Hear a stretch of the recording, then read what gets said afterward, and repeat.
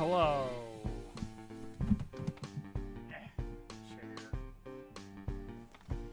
Hello, Mac, Al. Al, maybe it was 47 months. It's almost a year. I'm pretty well worn out after this week. It's always sneaking in from the side, yeah. Jeez. I am just absolutely drained. Whew. I have no casual gaming. There's no such thing. We're gonna stare at the sunflower. Okay, I tried to do a run through of chapter 2. And I did run into some stuff that's like, ooh, whoops, that's busted.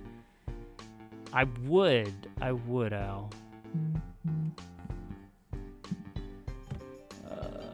Okay. There was some minor stuff that was just a surprise to be busted. There was some stuff that was already on the to-do list that I just haven't fixed yet. But chapter 2 is just about playable. Not polished. There's still quite a few things that I see about it that I'm like, that could be better. We're gonna try and fix some of those. Like this, for instance, there's just too much. There's just too much here.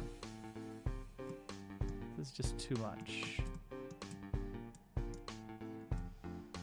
Yeah, that's not necessary. Delete them all.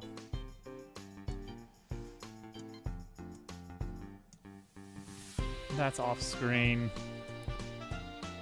We're gonna make this a little bit of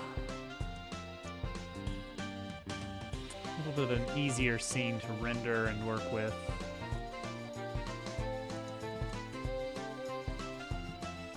This is the battle set for most of chapter 2. Yeah, it's just got a lot of excess greenery that we just don't need, and it's just too much. It turns out that having a lot of nodes makes it very difficult to work with a scene, just because you just have so many nodes that it becomes difficult to make changes. You can see how long it takes for me to delete these. Like, it's loading for like 4 seconds. 3, 4, 5. That's unnecessary. Because it's just got a lot of things it has to rewrite. Okay. Let's see how that looks. See if that's a little bit improved. Pig.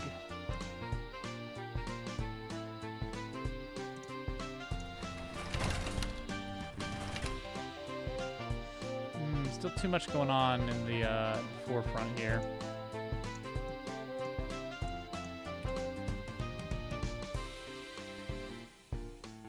Come on. Delete. Delete. You can do it. Oh my gosh, you're gonna do it. Okay, deleted. This one, this one, this one. More of these front ones, I guess. Would probably be not a bad idea to let go of.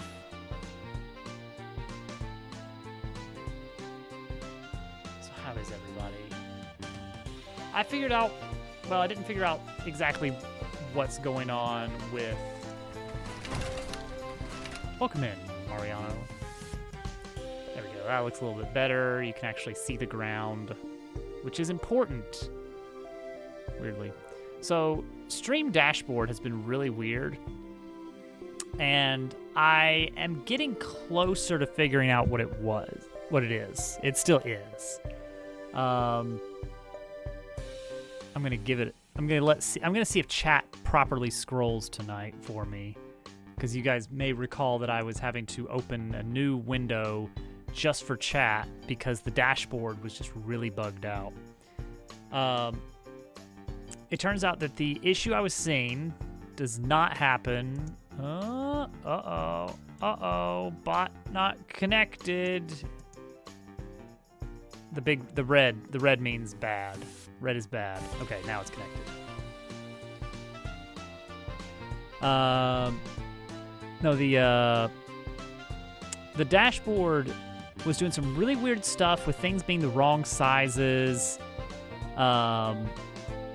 Chat window not scrolling automatically with new chat messages. I tried it in I'm on Firefox, so I tried it on an in-private browser mode, and it did work. So I pulled up the working version of the page and the normal version of the page that I've got pulled up and started just comparing elements and figuring out, well, why is this CSS rule missing? And I saw the weirdest thing going on with that. I'm gonna see if I can safely show this. I'm gonna see if it's gonna do it. Oh yeah, it is gonna do it right now, isn't it? Okay. So, this is so weird. I do have an ad block plugin, but it's enabled in the private browser. So that's not what's going on. Let me show you what's going on here. So this is the dashboard, and I've got the console pulled up here. Now you'll notice nothing is showing up, and that is because for some reason, when this issue is present, the content of the page is based on, and this is so weird, the height of the sidebar content.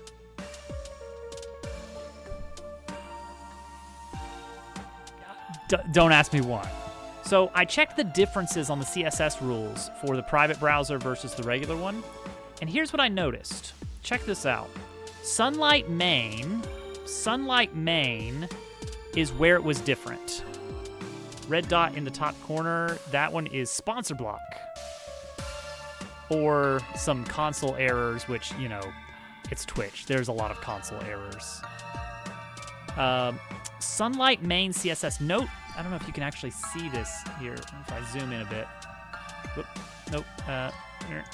Okay, Sunlight main. 0 rules. That's the console. That's the console errors. Is the 8. Sunlight main. 0 rules. But if we look at Sunlight main, ignore the. This is a singular strike. This is a very silly class name that I love. You weren't supposed to see this. It's like, oh, cool. So you can see there's a lot of rules in this CSS class. But you know how they minify CSS. It's all going to be on one line. So let's try turning on pretty print mode. Pretty print is going to format the CSS for us so that we can see it better and kind of read the content and figure out why does it say there's 0 rules. Like for instance, shield mode has 3 rules. That one, that one, that one. That makes sense, yeah. But Sunlight is saying 0 rules. Well, that's at least one rule right off the bat that's just not showing up for some reason. So let's turn on Pretty Print and see what we can see here. And watch, this is, all I'm gonna do is just click this one button. Ready? Pretty Print this CSS, please. Oh, suddenly everything works. Suddenly everything works. What? Why? There's 152 rules now. Where did that come from, huh? Pretty print works. Yeah. So for some reason, locally, yeah, and 2 new errors on console. Great. Love it. Thanks, Twitch. Locally, the file is already there. I was thinking like a caching error. Like I've got some kind of like old copy of the CSS, and when I view the page in a private browser, it's not using the cached copy. That's got to be it. If I download the new CSS and Pretty Print is somehow breaking the cache or something, I have no idea. Anyway, that's the weird CSS tomfoolery that I've been looking at. I'm not gonna fix it. It's not my problem to fix. I at least have a way to get the page working locally, but geez, that's a weird one. Okay, sets. The boss room. We need the boss room done. O2. I want to have a little cinematic before the boss, of course. But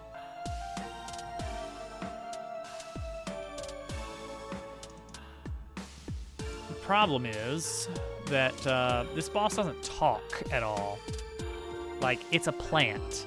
It has nothing to say. So if I want to have any kind of dialogue happening, it has to be inter-party dialogue. So it's going to be Cat and Leon having a little conversation or something. So I need to come up with some kind of scene to go there before the boss that makes sense. Maybe a little bit of gentle leaning on the fourth wall. Like, you know, Leon's like, Cat, I've got a question for you about something. And then Cat's like, Leon, this is very obviously a boss room. We cannot be discussing this right now.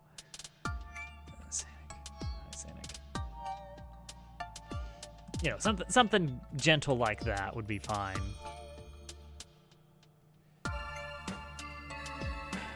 But then I gotta have something to actually warrant it. It's like cheap laughs are cheap. I need some payout for that. So we'll see. There needs to be some kind of dialogue that happens when you first get into this room. And then also it's just a weird room. You know? It's like, what are we doing with this big, weird room?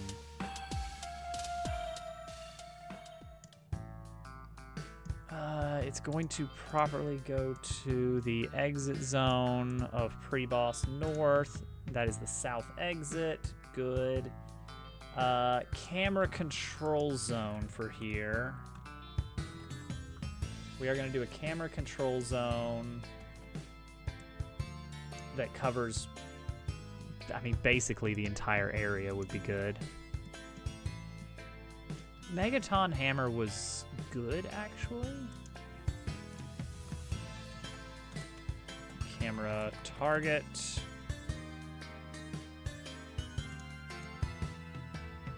There we go. Great.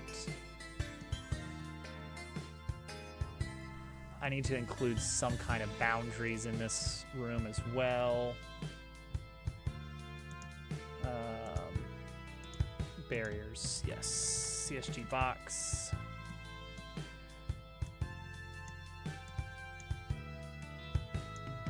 Turn on collision. Get us into this room.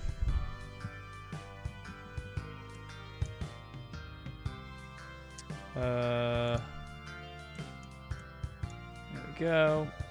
And now I'm going to rotate this such that it sort of appropriately matches the edge of the screen.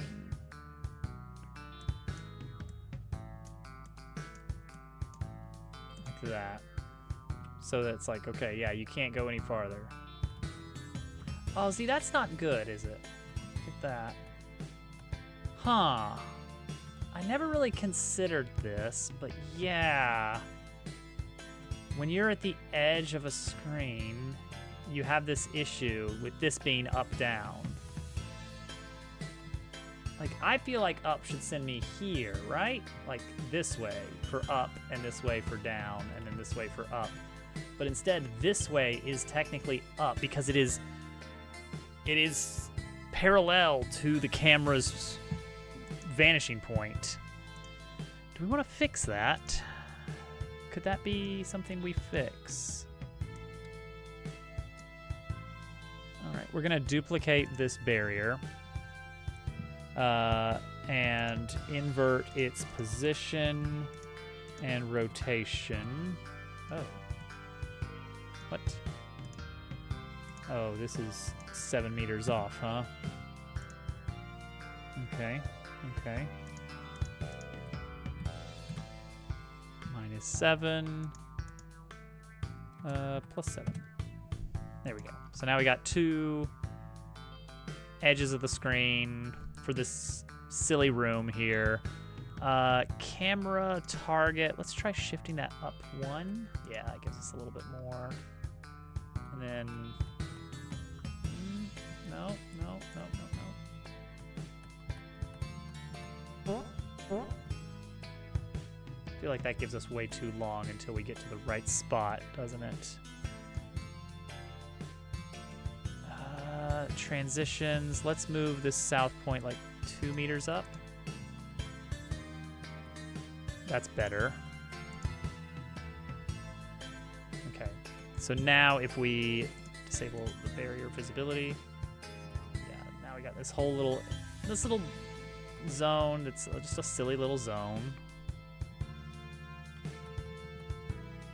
It still needs to be closer. That transition zone still needs to be closer. Turn those barriers back on so I can get a better view here. I guess that'll work. And then a back barrier. Hold tight, hold tight. How far back? That far back. All right. Kanepachi. What a good item.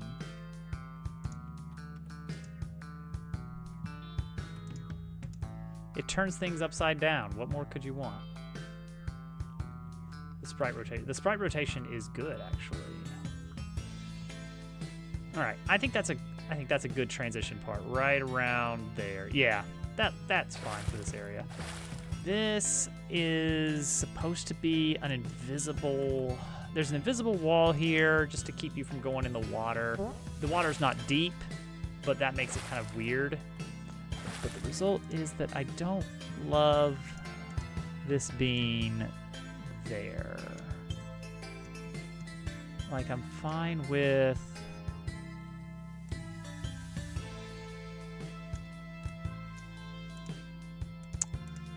fine with it as is for the most part. Yeah, it's just I don't want it to be...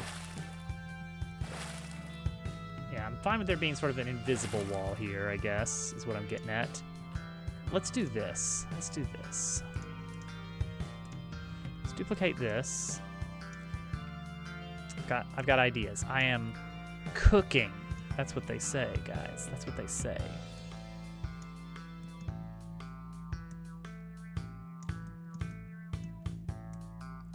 Do this. There we go. A little gap in the fence, so it's like, oh yeah, you can talk to this guy. I need the gap to be bigger because I want you to be. I want you to be able to see his face a bit more. There we go. That looks good. Now we're good. So you can talk to him and get your healing. Looks good. Looks good.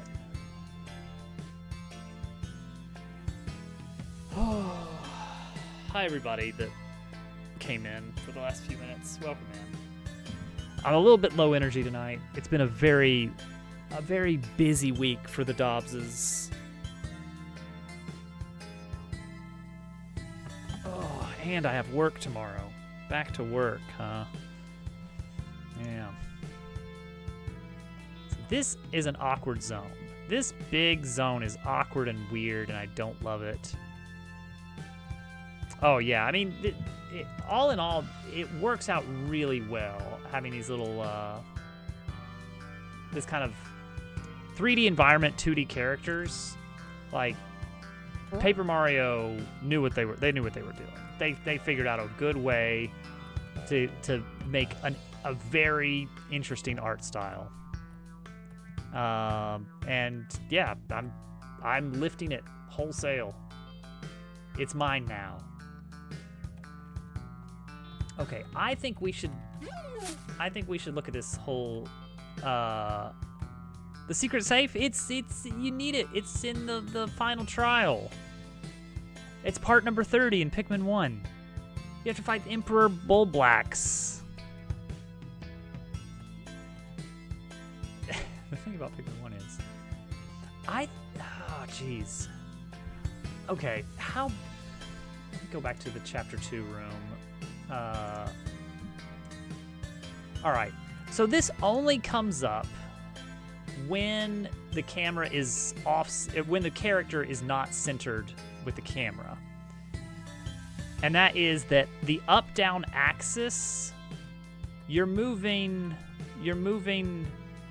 not to a point like, oh, geez, this is gonna be weird. How do you calculate this? Like, this is my up and down right here, but that feels too diagonal.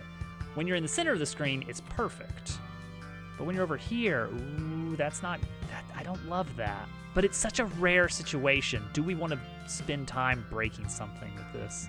Because you know that if we start messing with this, we're gonna break something. But that's rough right there. That's not good. Ooh. Okay. Bring out paint. Bring out paint. Okay.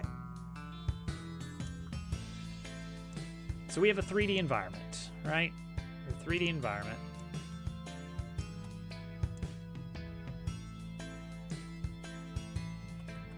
And as such, our 3D environment, we have a vanishing point. I just about made it upside down. It feels so smart. All right, so we have our 3D environment. Lovely. And there it is. There's our little 3D room. We have our character.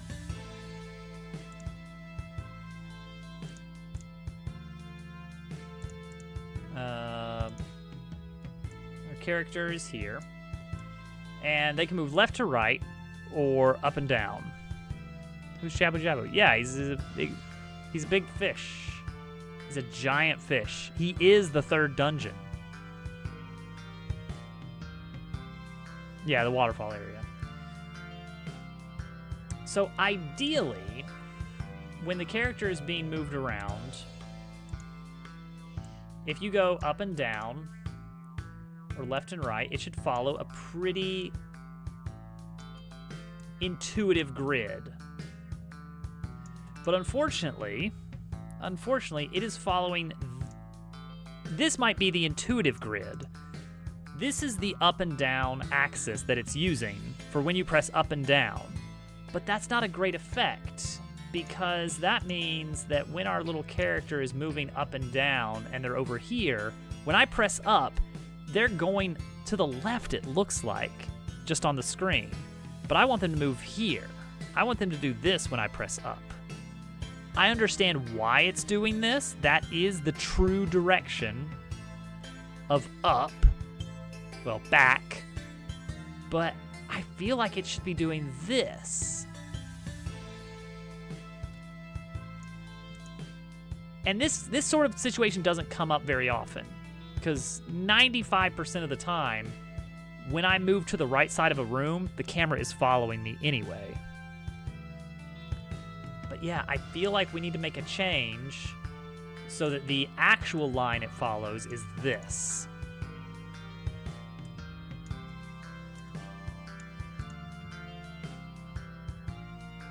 It is not Bomberman 64, as it turns out.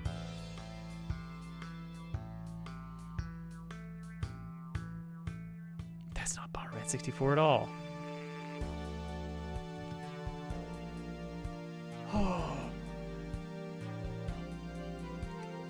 It is unfortunately not Quest 64. All right. So let's look at the code that actually handles player movement. That's always a fun one to see in people's projects, right? Okay. So that's this right here. We grab our input direction.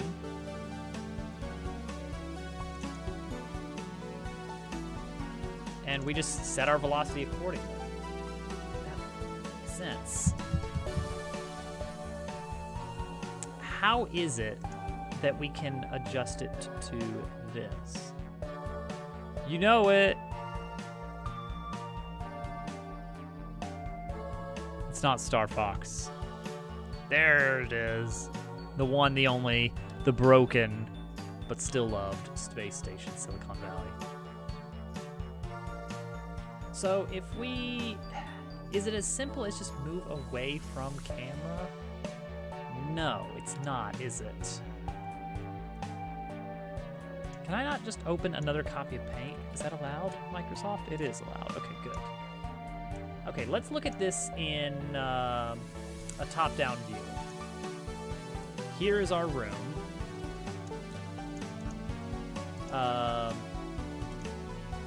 Here is our camera. Our camera is seeing this, okay? That's our camera. Camera. See, that's how you draw a camera. And then the problem, as we've discussed, is up and down on the control stick does this. But we feel like it should be doing this. So that is just away from the camera, isn't it? Following with the, yeah, the camera's line. I think that's right. That's super doable, right? So it made the entire thing go wonky. No, it's always acted like this. It's always acted like this. It's just you rarely see it. It's so rare that you have a room where the camera is locked and the player can kind of go to the side of the camera like this. But yeah, I think it needs to be that it's just away from, up and down is just away from camera. So our true direction, we're doing it based on player transform basis, which I think is, that takes into account the camera's facing already, but it's not good enough.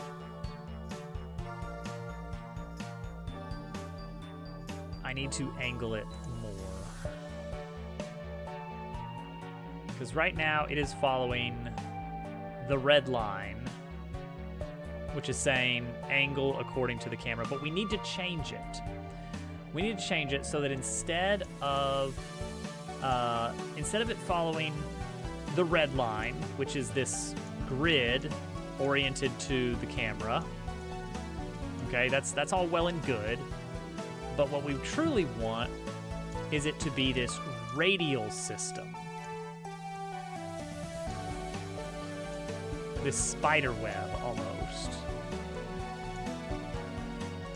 Oh, actually, no, wait, I actually do want it to go straight across still, though. That's still very much how I want that to do. Okay, so this is going to change a bit.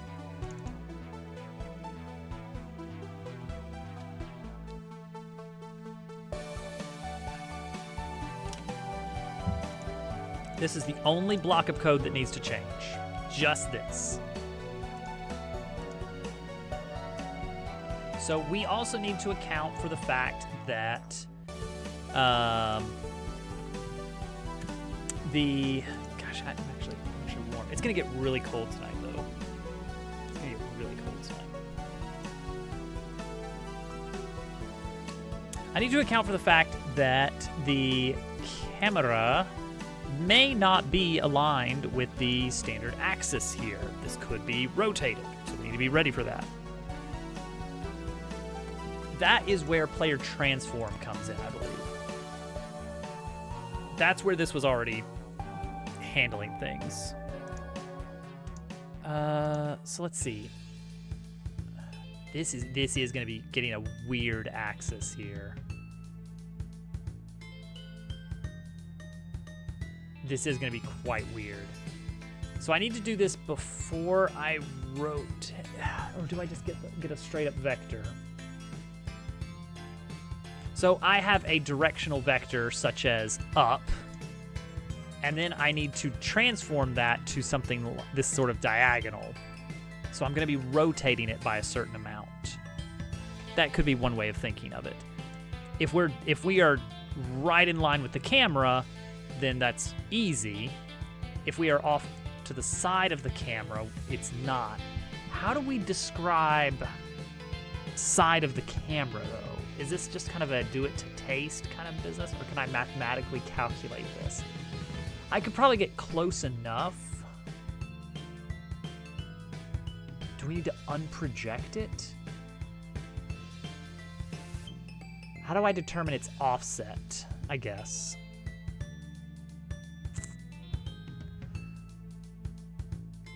Camera transform looking at player basis. Does that give me an angle, I guess? How? Okay, let's use an extreme example. This has got to be using tangent, isn't it? Like I'm getting that vibe that we're looking at tangent. It gives the right Z, but not the right X. Okay. Just the fact that this is sort of increasing in, I guess, significance here as you get further and further out. It's like, uh-oh, you can never approach a 90-degree angle. That's how you know it's tangent.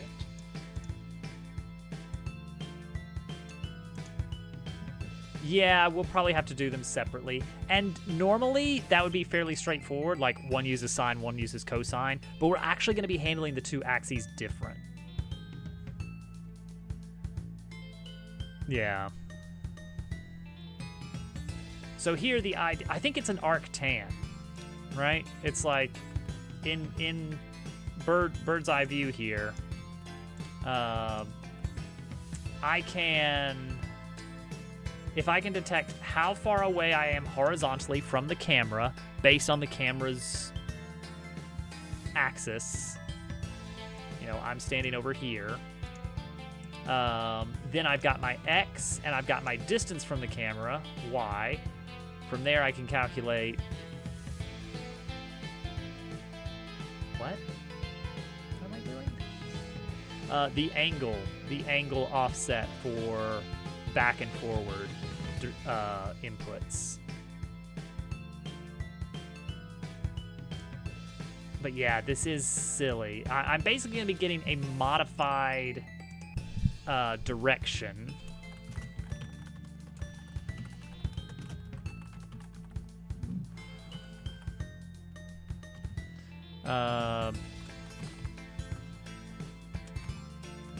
As a sample here,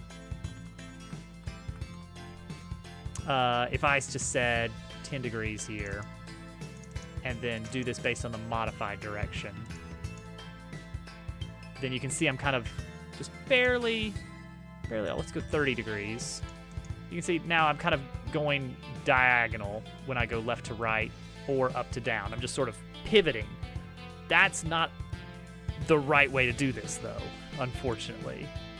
Because what I actually want to do is my X, I actually want to get a new modified direction that rotates just the Y input direction, the up-down, but leaves the original input alone. And that's really weird. That's really weird, Scoob. Gosh, it really makes me want to use just an unproject and just call it a day. But I know there's a cleaner mathematical way to do it. So fine, let's do it. Let's try and do it a proper way, a right and proper way. So in order, we have basis, which is going to rotate us into the correct facing in the north-south, but we can't do that yet. It's like we need to first...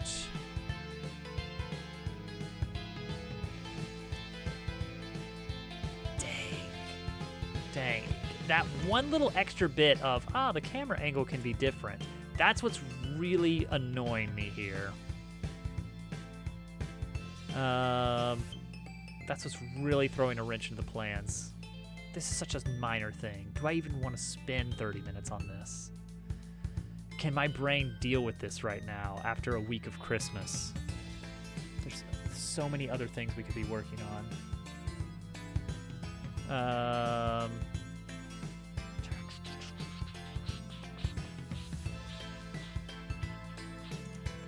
All right, let's try this. Let's just say...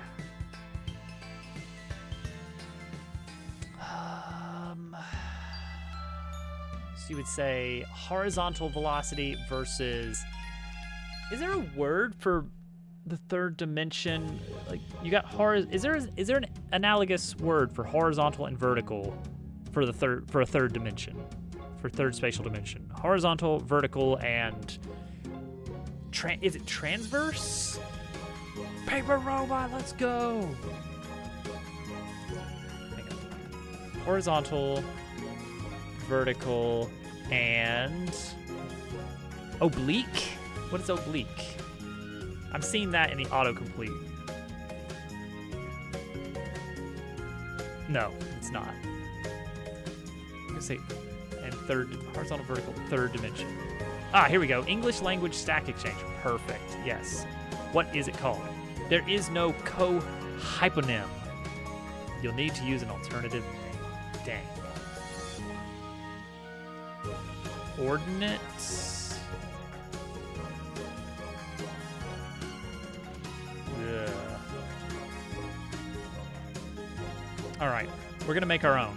We're going to make our own name for it. Okay. Horizontal, vertical, and Larry. Horizontal, vertical, and depthical. There you go.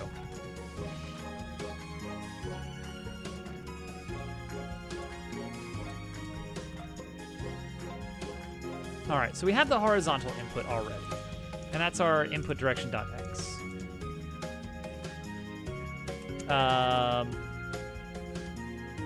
And then we have our depthical input.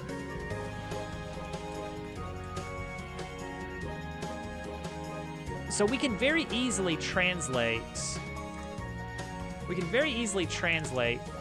horizontal input to both of these. But we need to add a little bit extra to it.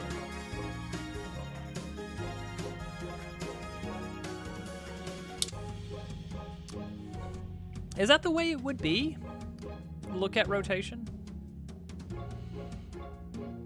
Because I don't think that neatly solves the problem. I think that could work fine if we were looking at like a radial coordinate system. But we're not quite. We're kind of looking at a slice of the world here. And then there's it's just one weird diagonal axis cutting through it.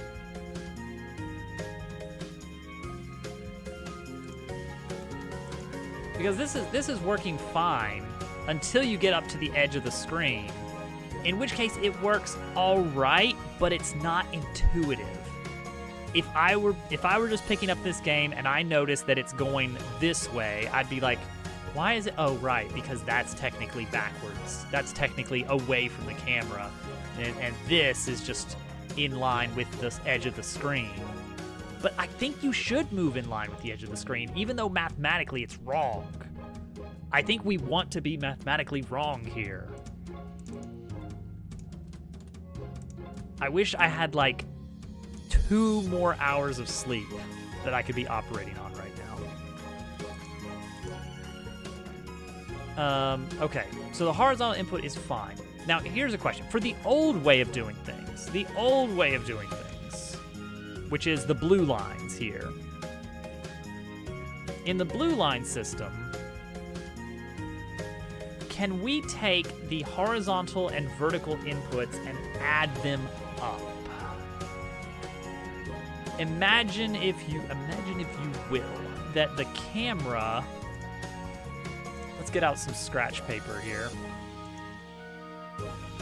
And give me a nice blueprint. There we go. All right. So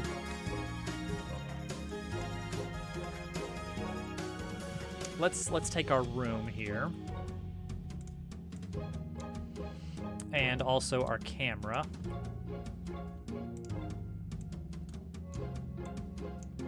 Great. Love it.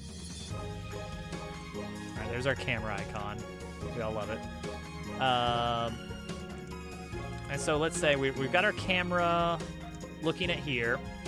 And it creates this grid of movement where horizontal makes sense. You move left to right, you get that. Vertical, we are currently moving this way, which I don't love. It is mathematically fine, but it's not my favorite. Let's see here. Horizontal direction would be player transform basis.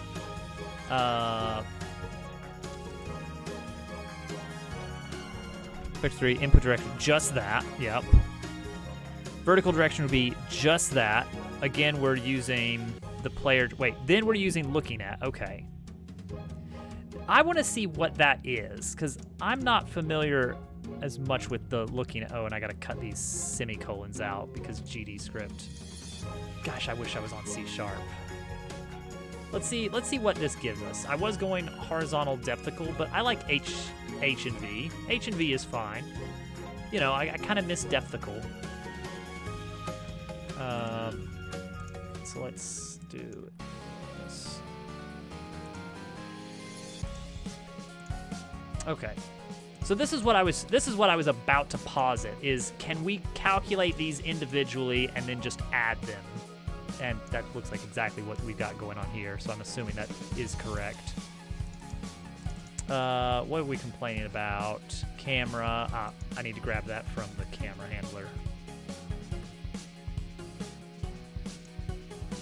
I'm very interested.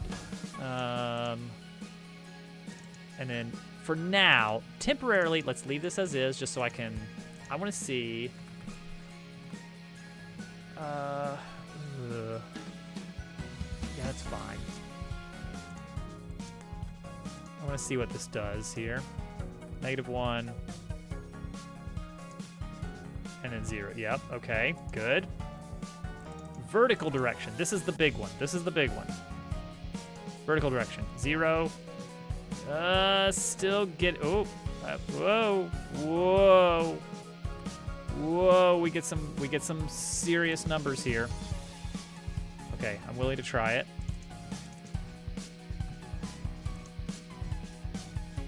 Oh, yeah, you know what? That looks solid.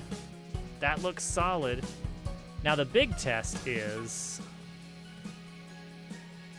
Yeah, I think looking at... I want to know... Let me see if I can look into the documentation I'm looking at, because I've used this in one place, I think, looking at.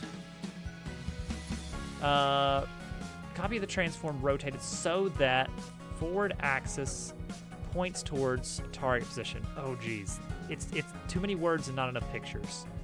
A copy of the transform. So our target transform is, in this case, the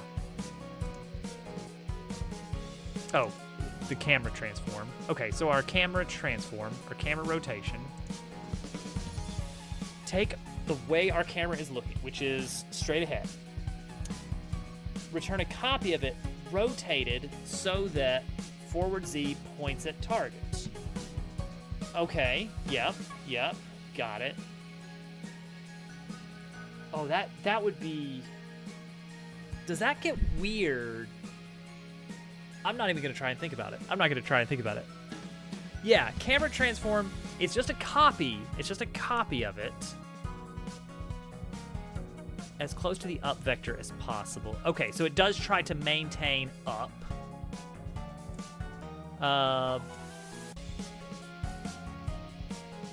So look at that. But then only... Wait, okay, vector multiplication. Oh, my despised. Only look at the z-axis of that in turn. Yeah. A temporary transform. All right, let's put it to the test. This is good. Give me the tree climb.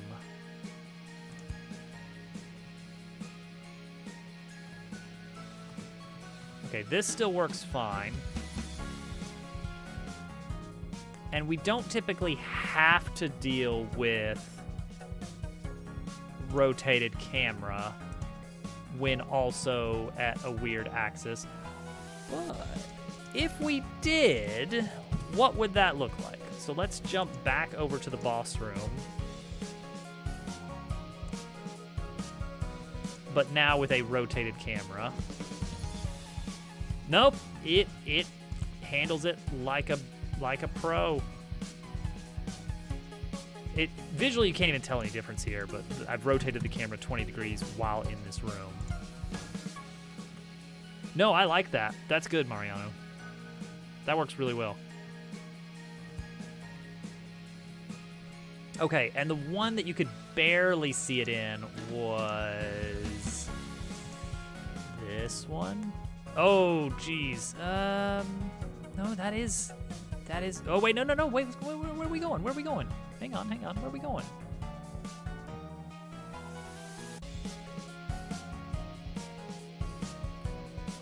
Hold on. Oh, it's like. Oh, no, it's like a little to the left. Why a little to the left? Like here, you guys can see them. Yeah, mouse is getting captured. So here's our point here. Once I'm lined up here, this is fine. But then when we get over to the edge here, which this like right now, if you flatten the image, the tree is directly above our character. And the goal is that when I hold up, I will move up on the page, so to speak. But instead, I'm like moving a little bit to the left.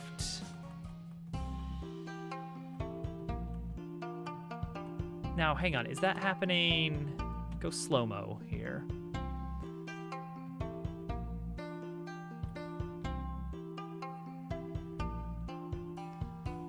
All right, hold on. Let's take a screenshot and overlay it. How about that?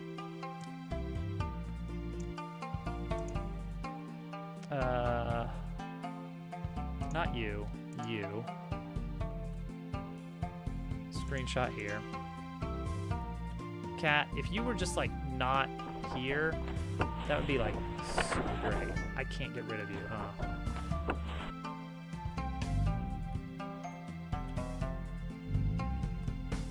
Okay. All right. I'm gonna move vertical only, but then move back in front of Cat until the camera stops scrolling down. There we go. So camera is in the exact same spot.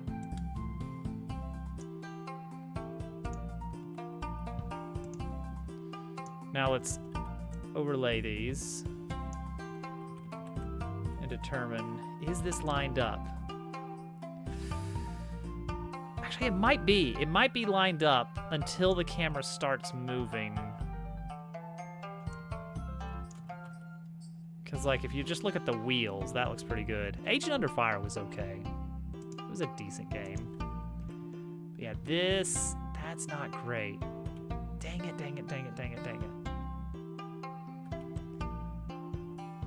Yeah, exactly. That's what we were looking at is doing some weird manual junk, which is probably more trouble than it's worth for the one room where it's gonna break.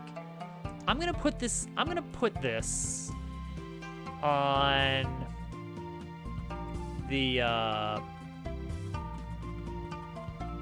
well, hang on. Let's leave this here. But comment out. And then let's leave this as it was. We're gonna put this on the polish list.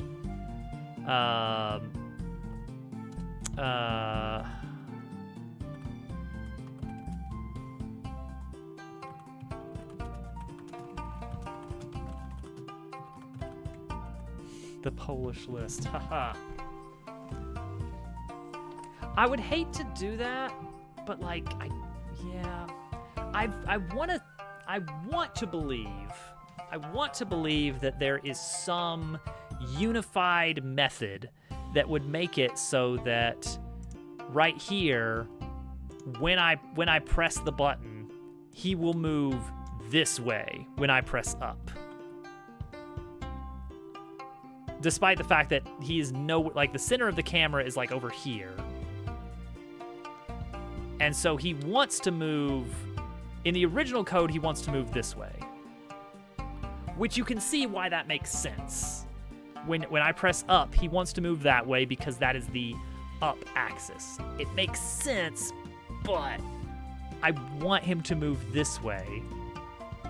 And the look at solution, I think, is close. But I don't know if it's just because of the nature of kind of that angle that it's returning or something, that it's like just not quite the angle we're actually looking for. Oh, thank you, Mariano. That was built like 2 weeks ago, I think. Like really recently. And it's really paid off. The little debug thing just for warping between rooms. That's really saving a lot of time already. Also lets us make battles instead of having to randomly encounter specific enemies.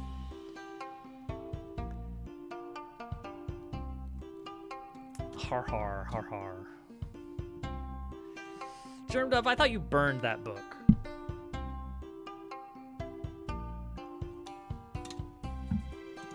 Like we can grab any item in the game.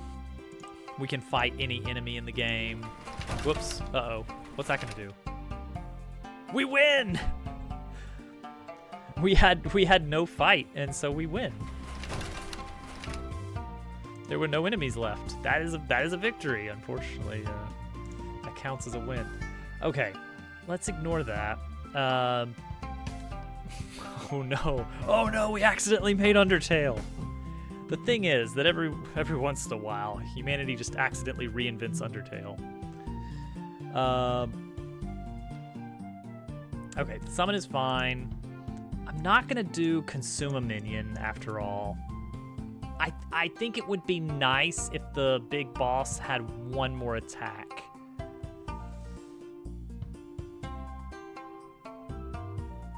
It's not Kingdom Hearts, Dove. What are you on about?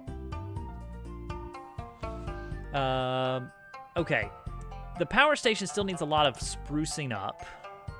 Dove, I know you're already trying to make a pun off the word spruce. No. Backspace. Put it away. Yeah, I need the cinematic. Make this game Kingdom Hearts. Let's see if we can get Disney's buy-in on this. Hard Pivot. It's now an action RPG with what would be analogous instead of Final Fantasy and Disney characters. Yeah, we still lean into keys and hearts. Kingdom Hearts is the closest horizontal door. For 2D characters, 8 character direction, 360 camera rotation in multiplayer. You know what? That is one of the things that's like bugged me somewhat about trying to wrap my head around multiplayer is Godot makes it so easy as long as the world is the same for everybody. But like, what happens when the world is different for different people? It's like, I don't want to think about that. Because then I'm basically having to learn multiplayer logic again.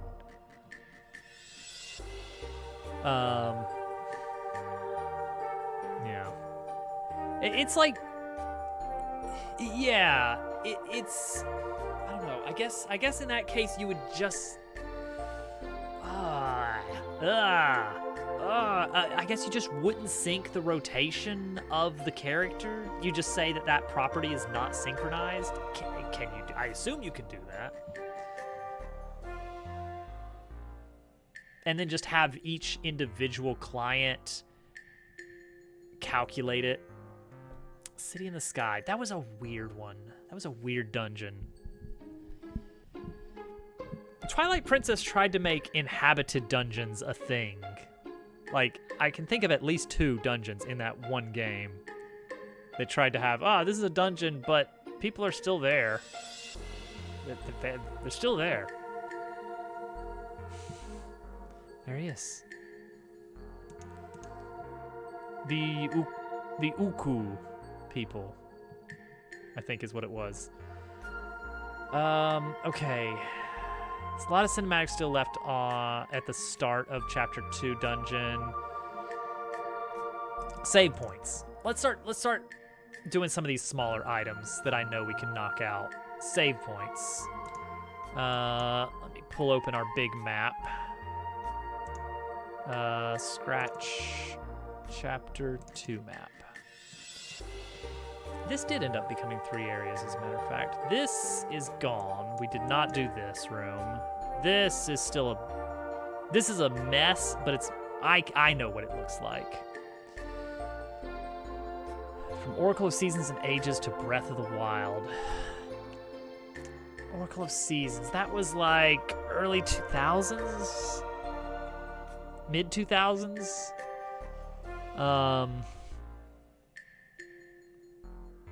It wasn't late 90s, was it? Oracle of Seasons was good. I really enjoyed it. I think it was better than Ages. I think the fact of having 4 different things to swap through rather than 2 made for a lot more interesting puzzles. They had to kind of really stretch a little bit to make it work, but it worked. It's just 3 things all the way down.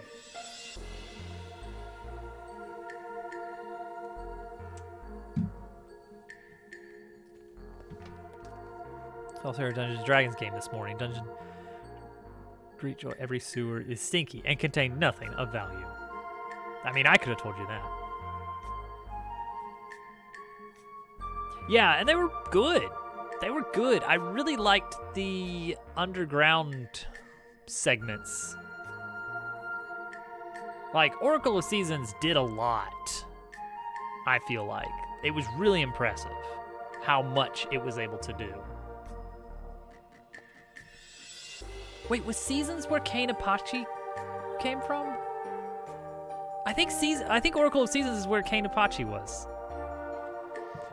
Save points. Save points. Save points. We're gonna save here. I need to think about Chapter 1. Do I have a Chapter 1 map I can reference? Not anymore. Not anymore, unfortunately. Oh, it was Minish Cap. I'm confusing the 2. I had them both, and that was like... I played a lot of those. What is the color coding of this map? It used to be that blue was a map, a scene that I had actually created, but still had tons of work left. Green was like, all the geometry is there, and white was like, I haven't even made this scene yet. But, that said, the dungeon got completely rewritten, so none of this is still even relevant. And this is old as well, so this is technically more like this now. And then there's some rooms in here, but I don't know exactly how many rooms the dungeon has. So we're gonna put a save point here. Definitely a save point in town. Save point. Does the save point make sense here? No. Sometimes those get kind of mixed up a little bit. Like a single scene area, a single area may have both. They just don't get close enough to create problems, hopefully. We want to save just inside the dungeon. I'm really excited about Chapter 3. Oh, thank you for the follow. All follows are anonymous. But I know who you are. Chapter 3 is one that I have a ton of ideas for, and I need to focus. I need to figure out what the good idea is. Thank you also for the follow. Now that you know that follows are anonymous, you see you can kind of slide in under the radar. Wouldn't that be an awful time for me to break that rule and just call someone out? Definitely a save point right before the boss, obviously. Anomalous. This could... Okay. There's a lot that goes on before you get to town. The Germ Dove has been banned. How many save points did Chapter 1 have? Okay. You had initial save point as soon as you started Chapter 1. I should map out Chapter 1. You know, just real quick. Oh, let's do this. Let's just make it... What is the gray? Oh, the gray is the train. Yeah. Okay, that's fine. Let's do this. This is so obvious. So obvious.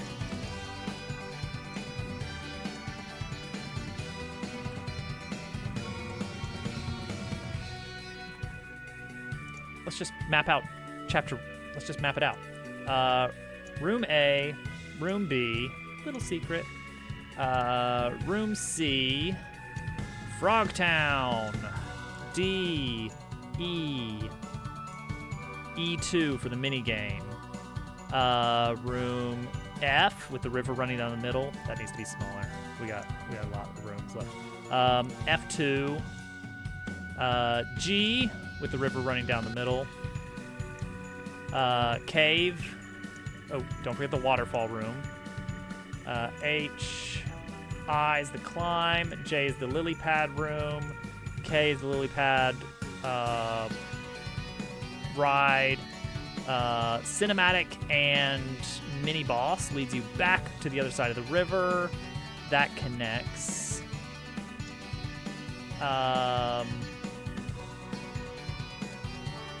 Then this connects. We really do hand wave a lot. If I need to stretch chapter 1, I've got places I could stretch it. And then the dungeon, which is technically all one room, but it doesn't really count. Entrance, this room, center room, side room.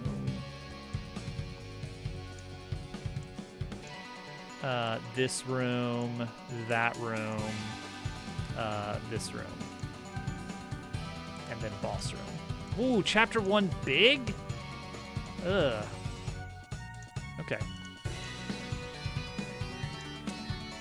And of course, all the rooms are complete.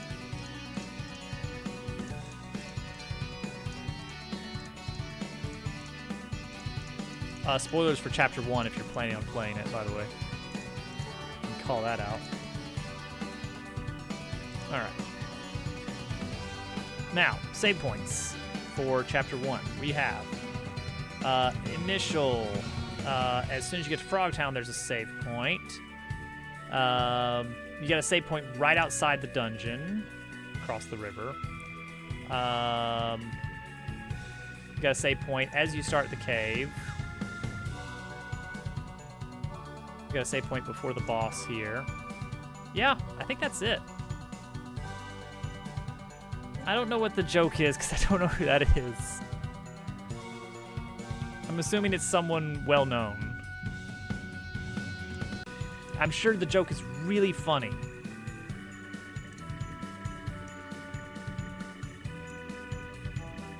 River, river, river. It's like all river. There you go. I create practical problems. Bridge.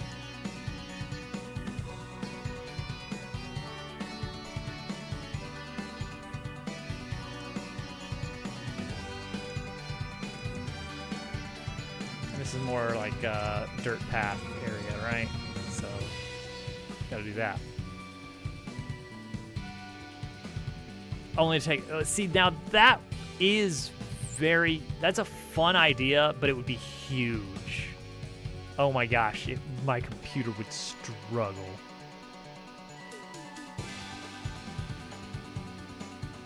And it, oh geez, there's a stink bug in here. Should I take it out? I could get it.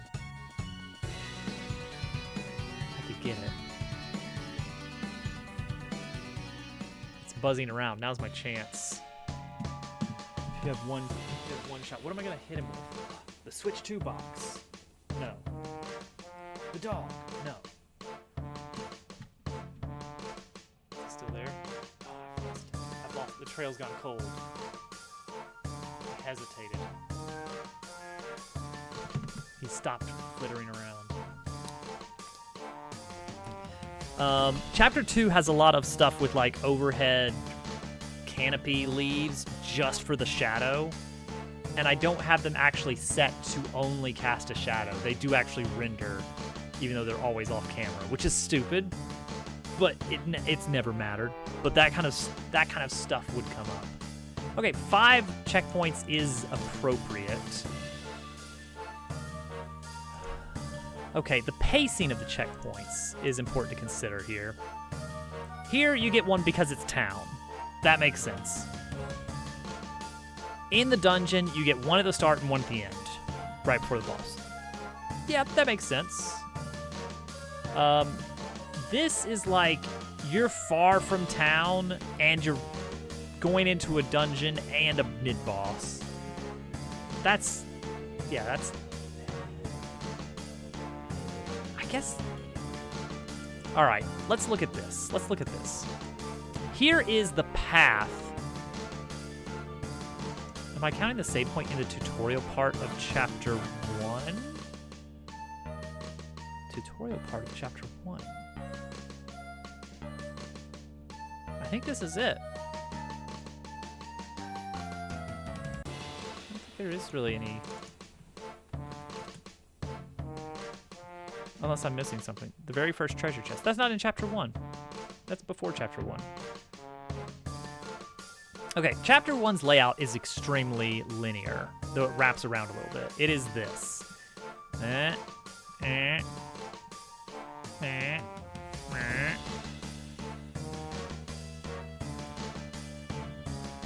then this gets a little bit sillier. It's like this.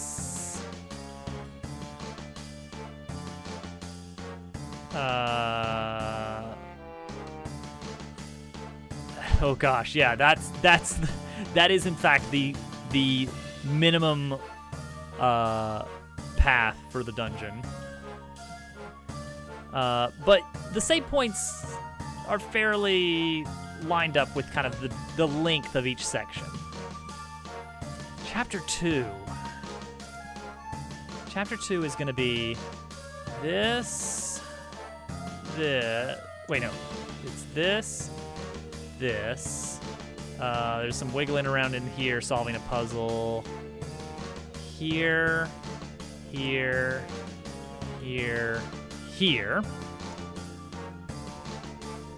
Yeah, it is. But there's not a lot of fighting. Like, this room has 3 enemies, this room has 1 enemy.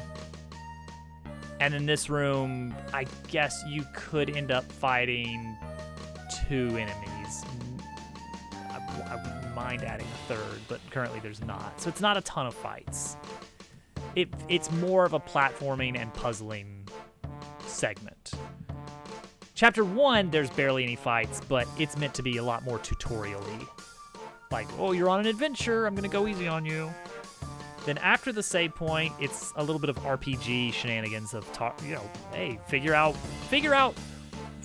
where you're supposed to go, but no combat. So you can just dance around this area for a bit until you hit the save point. You wind up over here, no combat from there. No combat. Mini boss. Then return. You actually get to skip this room on the return trip. So now you're back to the save point. Then you have to do this loop here, which has a tough enemy that I'm barely counting. I will count it as a mini-boss. Then you zip right back to the dungeon. It's not quite fast travel, but it may as well be. So this, I don't think, needs a save point. So that's probably fine. And then you're at the dungeon. Then you're at the dungeon, which is like room, main room, leg 1, leg 2, done. But all the stuff that happens in the middle is like very puzzly and requires some thinking. Okay. All that to say, I want to put a save point down at the base of the tree. That's it. The end. That's it. Reason being, because I want to.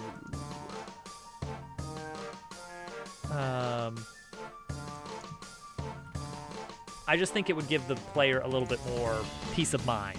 Even though there's not major fights, I think they'd feel better about it. So here, and also one in Leafburg. All right, so let's figure out where these save points are gonna go.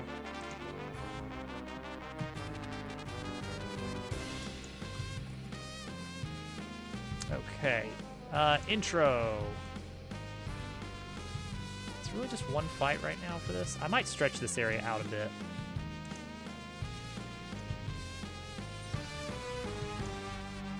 Let's just delete a cluster of leaves here. Yeah, it's not a multi-mesh, what of it?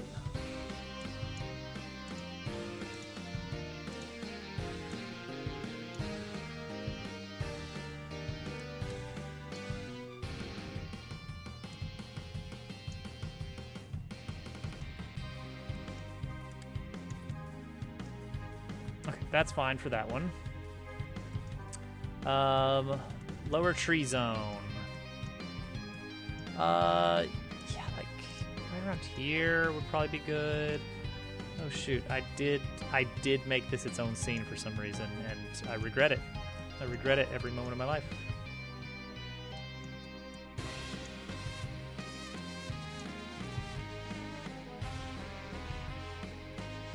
This room could use some optimization, but that's gonna fall under polish.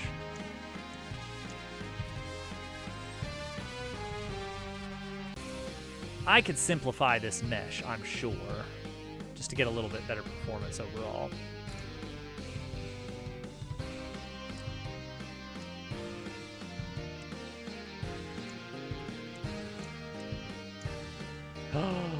N64 games? I love N64 games. Okay, Birdtown. Birdtown should definitely have one very obvious. Maybe you'll see it as soon as you come in. Like I can put it here. Seems like a good, convenient spot for one. Yeah, you want to be able to see. Actually, where can you see when you first enter Birdtown? Okay, so you come into Birdtown. Can you see this corner way over here? Just about. See, that would be a nice spot, but it's like maybe a little bit too far out of view. Nah, let's move it over there. Let's move it over there.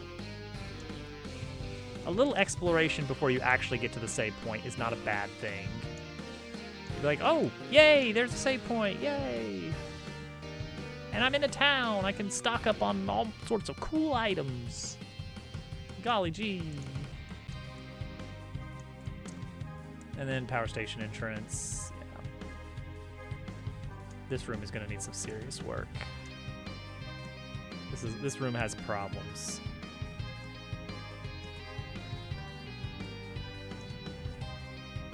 But that's for off stream.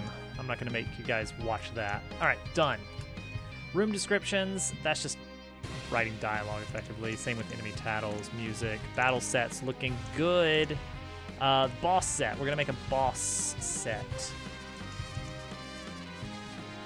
make a boss set out of this room.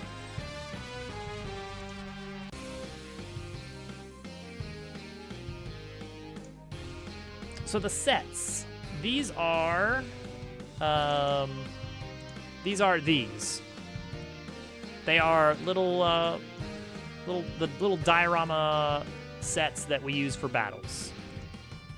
But as it turns out, you can actually make those really easily by just copying an entire room. And that's basically good enough. You just copy the entire room, except for transitions and camera controls. And just make sure it lines up pretty well with the important stuff, and you're good. Oh, Turok is good. Turok is good, actually. See, I was kind of holding off on putting this one together until I was sure of the layout of it. And you know what? If I need to change it, I'll change it. And that's good enough. There we go, O2 boss. But to set up the sets, that is handled in the scene manager. Don't give me none of that. Wait, no, it's not handled in the scene manager, is it? Germdove. You know what, Germdove? People appreciate Quest 64. I found out that people think fondly of Quest 64. Did you know that? Did you know that? Huh? Huh? Yeah.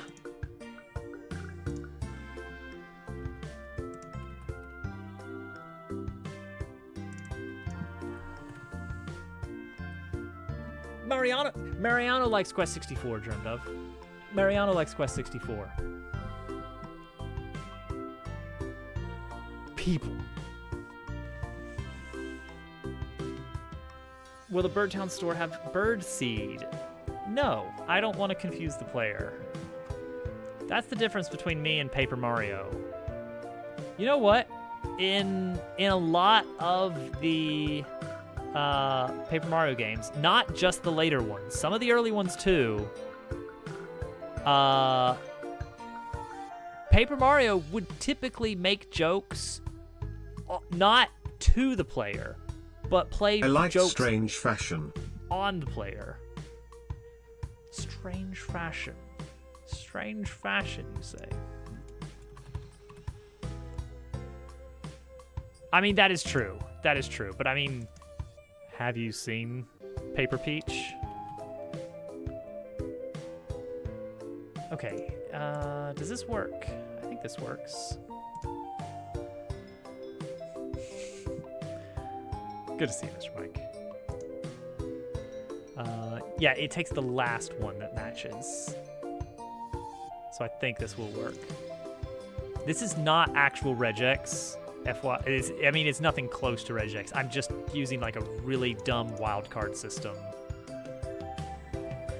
You can kind of see how this works. It's like, all right, if you have a match to any of these scene names, then use this as the set when you encounter a battle. Paper Towel disrobing over and over again. Oh, yay! I'm glad, Mr. Mike. The old VODs are on YouTube, but I'm sorry to say that you won't see any Steel Soul attempts happening on this channel live anymore. I'm not going to spoil why. Okay, that should be the sets taken care of. Done. Items for the shop. Okay. What does Chapter 2 Thousand Year Door or Chapter 2 Bug Fables bring to the table as far as new item types? What can you get in the Boggly Tree store? HP Drain? Kirby Dabbling. fits. It fits. I think HP Drain is available, which is a reasonably powerful item. I never bothered using it. Oh, nice, Mr. Mike. Steel Soul, or are you gonna go Steel Heart for the 100%? Let's take a quick look.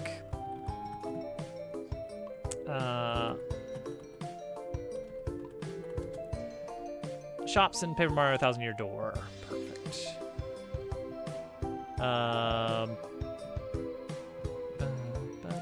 Bobby Woods.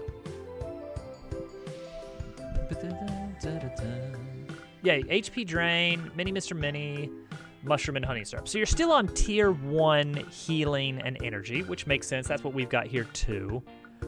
Okay, it gives you 3 special items that are pretty direct in what they do. Mini Mr. Mini is a status effect of power down. It is just inflicting a status effect with a chance of inflicting a status effect. HP Drain is let's see here. How much does that? 5 damage to a single foe, and I don't think that misses, does it? Can be found in HP Drain. Does 5 damage. 1 enemy heals 5 HP. Yeah, that's a good item. Start Steel Soul, and if I get that for any percent, then go for Steel Heart. That's the way to do it, yeah. I still haven't done it for Hollow Knight. Has Germduff seen the Bird Chef? I bet he has. I think somebody posted a picture to his Discord of it. But yeah, I'm pretty sure he's seen it. That's a good spot for a Sims.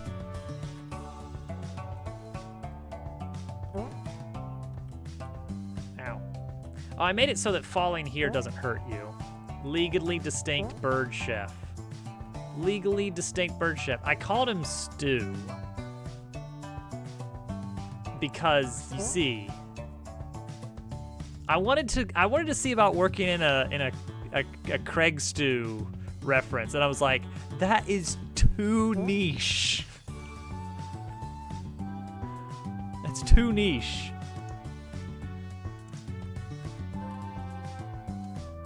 No one's gonna know who that is. He does have a lot of stuff. Gosh, he has a lot of stuff. Right, HP Drain, 5 HP. Now, admittedly, I think HP is going to be a little bit higher overall, so maybe 5 is not that crazy. But that's still impressive that you can get a 5 damage item. What does Thunderbolt do? Because that one always... Thunderbolt is also 5? What? The wiki says that in Thousand Year Door, the description claims that the item has a chance of stunning an enemy. However, this is untrue. Oh. Fixed in the remake. That's good. It heals specific cloud enemies. Makes sense.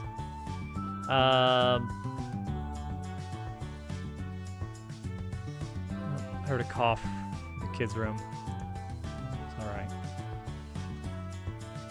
Why is Thunderbolt more expensive than HP Drain if they both deal 5 damage?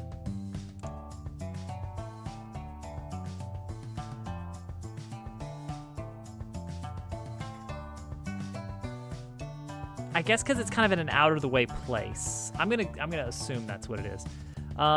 Ice Storm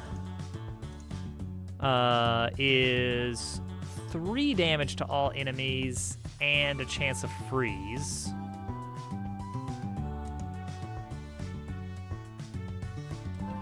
That's not a bad idea. Kind of a pop, pop, pop, pop, pop, pop, pop.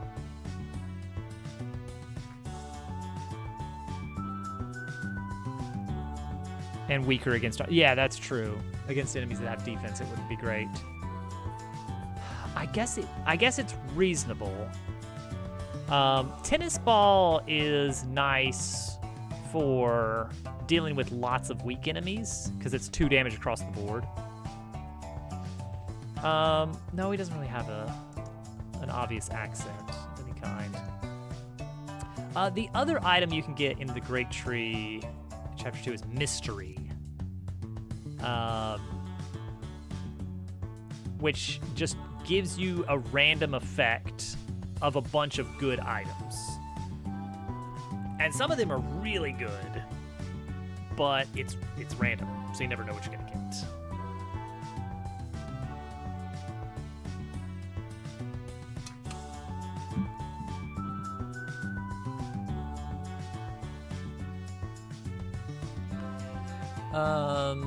Let's see here.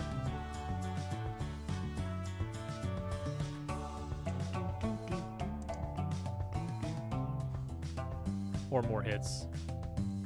Metronome kind of item. That's kind of what Mystery did. So it was just a random item. Oh, she's really coughing. Yeah, I think we do want some kind of damaging item. The running theme for a lot of the items has been sports. Bowling ball can't be accessed yet. That's 5 damage to all enemies, which is... We're gonna save that for like chapter 3 or 4, because that's pretty significant. Baseball hasn't actually been sold yet, has it? Or is it for sale in the hub? Let me see here. Marbles. It's none of it. No, baseball's not for sale. Baseball is not for sale.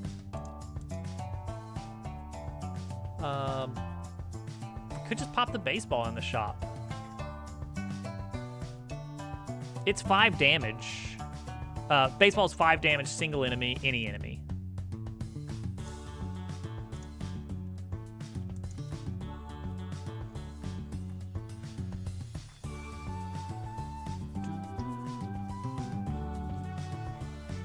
Five damage to a single enemy is reasonable.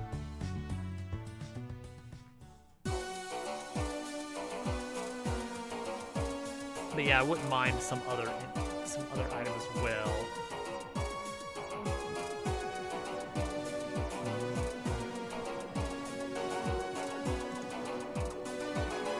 So we got some status effect items that are decent. Cure-all? That doesn't really come up because there's not a lot of enemies inflicting status effects on you, more buffing themselves. So that one doesn't make as much sense to have running around.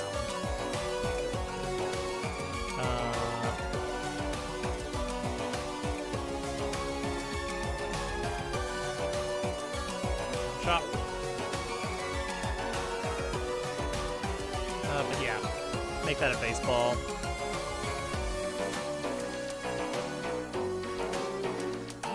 No. Status effects have a flag to indicate whether they are positive effects or negative effects. And Cure-all only affects negative ones. Cure-all. Is 10 a reasonable price? I guess that's good. That's decent.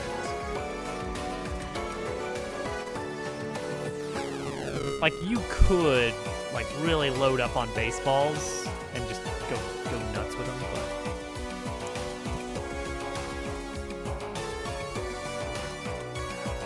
I don't think... Yeah, none of the enemies here inflict status effects. I think. So what would we want for the 4th item?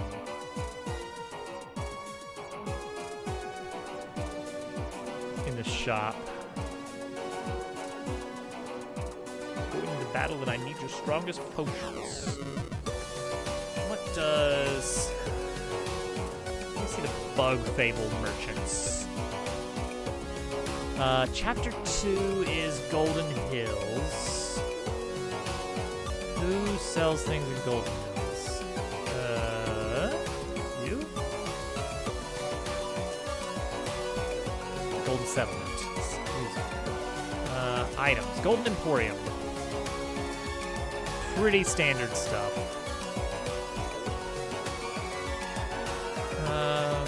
Drowsy Cake.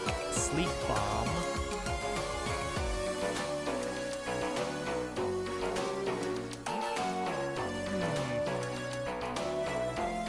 Oh, there's an idea. Self-inflicted status effect items. I forgot about this.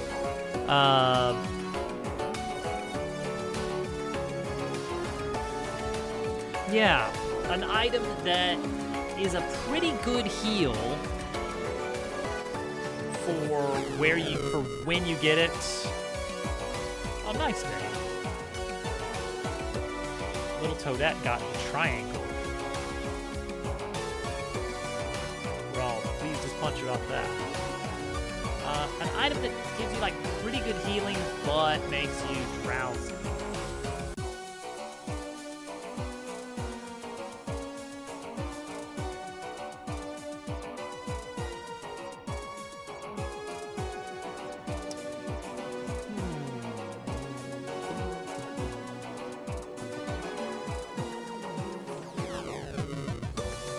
I was thinking, like, what about I could sell flour and then you have to cook it to get bread? But then I don't like that. I don't like that as much. Because then it's like, well, wait, don't I need the flour to make the cake? Or the pie? Oh, I know that one. I know what that one is. Well, actually, it could be two different ones. Cancel. Not a mass. Mac, thank you for 45 stream streak. It's a good hobby.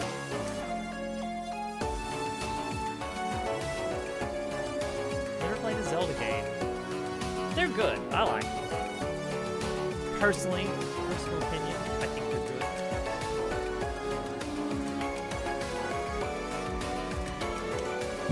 What are our status effects that we have?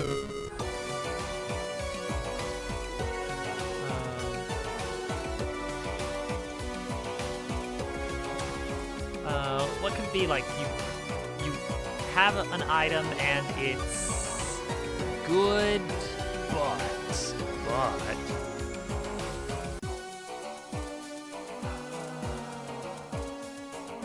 about a power-up item? What about strength up? When do you start getting that? Glitzville. Glitzville for 15 coins. Maybe.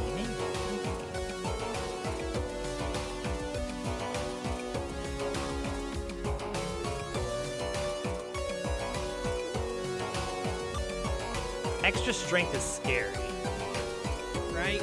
Like, that's where builds go crazy, isn't it? Oh, geez, yeah. Well,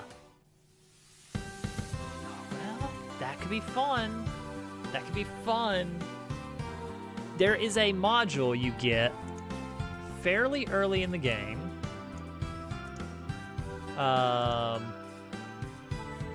Which one is it? Spring Barrage, right?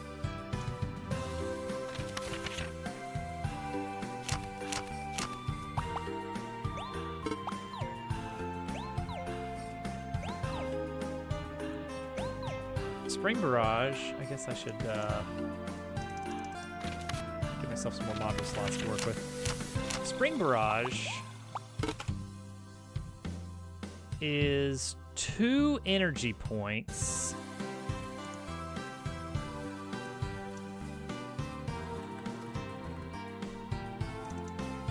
And it hits 4 times 1. So it's 4 hits for 1 damage each. If you combined that with like a little bit of a strength buff, you could be just 1 point extra of strength. Then you could be really doling out a lot of damage. No, wait, no. I made that diminishing. Spring Barrage is diminishing. Yeah, once you get past 2 springs, the maximum becomes diminishing. So instead of being... So normal spring toss is normally 1.1 point, but if you had an extra 2 points of strength, it'd be 3.3 points. Still a lot. Spring Barrage is normally 1.1.1.1 point, but with an extra 3 strength, it only becomes 3 points, 2 points, 1.1 point. It diminishes past the first one. So it still does a lot of damage, but it only turns into 7 damage. Whereas just your basic move is already 6 if you've got a +2 on strength. Have a good night, Mariano. Thanks for hanging out. Appreciate the feedback and help. So 3 strength is still a ton. And you have to spend a turn to use an item like that, right? So...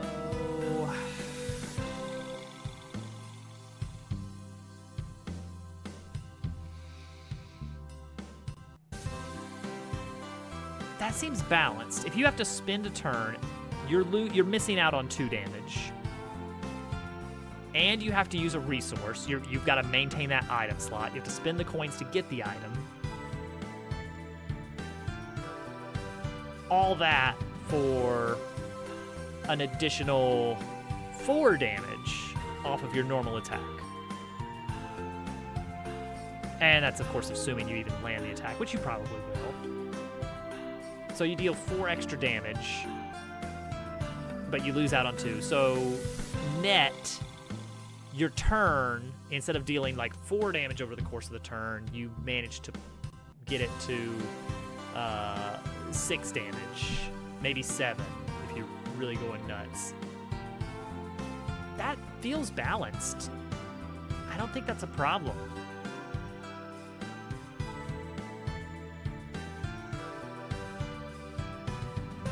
And the clever players will realize, the true benefit is use it on Spring Barrage or Spring Toss to double up on the amount of extra damage. How long does it last? 2 turns?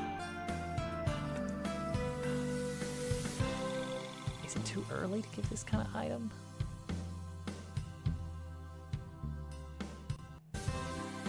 Maybe it's something you have to... Thousand Year Door gave it to you for 3 turns. That's significant. 2 extra damage for 3 turns.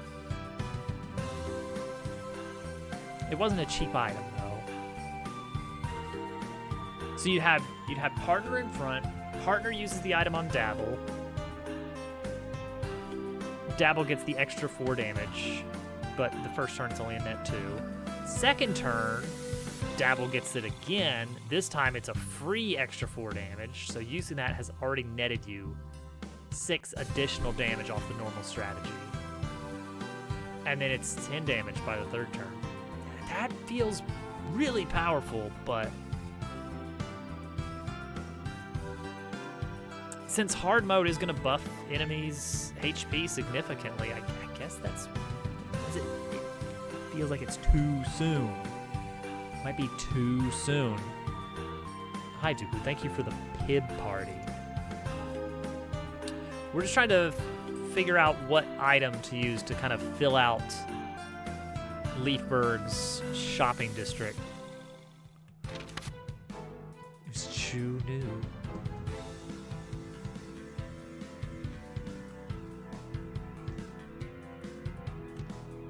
Oh, little Johnny.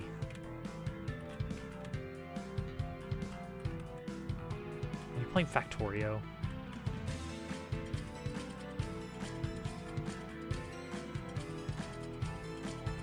What are we gonna put here? We can't just have 2 strawberries for sale.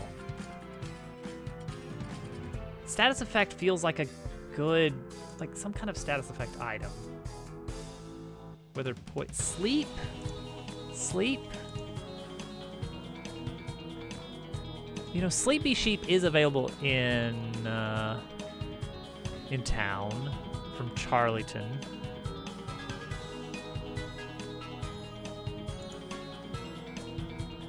All right. How much? How much? What's the chance of Sleepy Sheep coming up here in Thousand Year Door?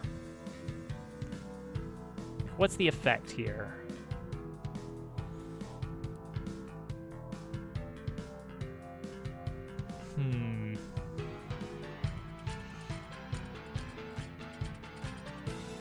Oh man, I've been trying to put off sleep as an effect.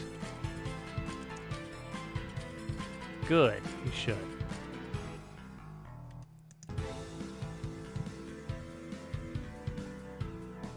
Okay, so the magic of sleep is that when you deal damage to an enemy, it decreases the potency. So sleep can end naturally by just running out of turns of being asleep, but it can also happen by damaging them too many times.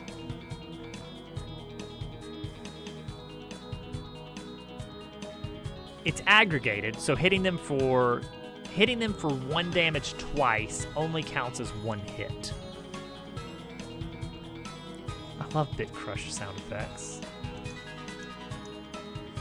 Oh, I think we need to make a sleep item.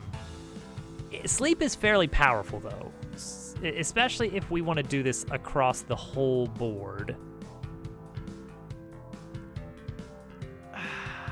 Would we do... Like, this is a save or lose kind of spell here. If the enemy misses their saving throw, so to speak, they're pretty much out of the fight for 2 turns.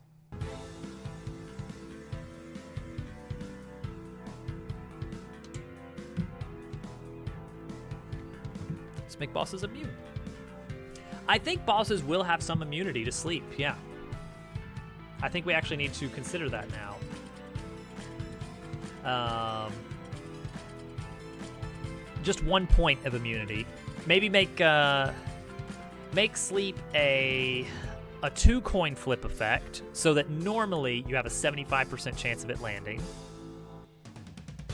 for at least 1 turn. Oh no, how do we do that? How do we flip this? Do we say it's 2 coin flips and the effect lasts 3 turns, maybe? I think that's reasonable. That's reasonable.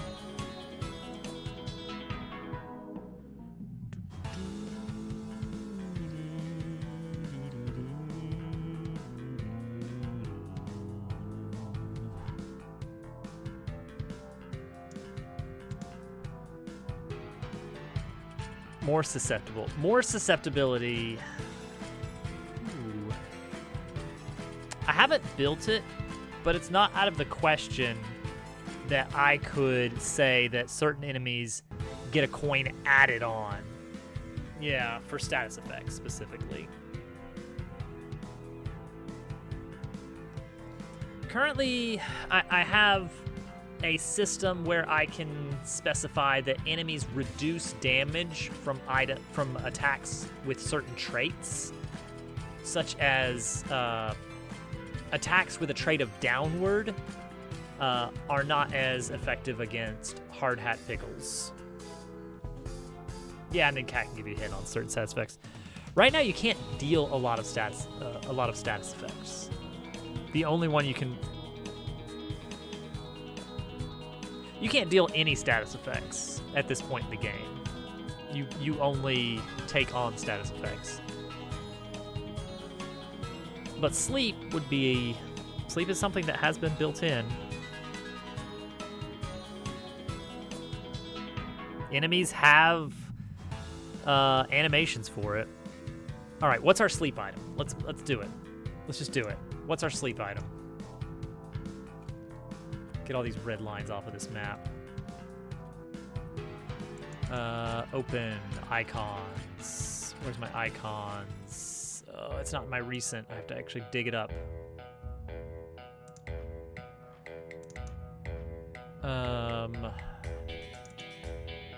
We're not gonna do a sheep because 1,000-Year Door did a sheep. Combat menu icons for the items. There we go. Okay, sleep.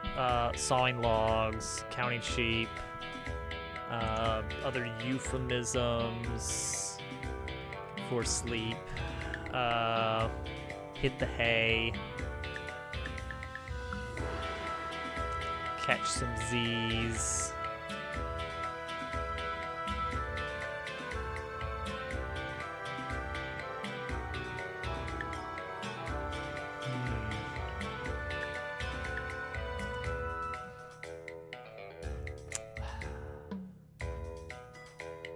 Counting sheep.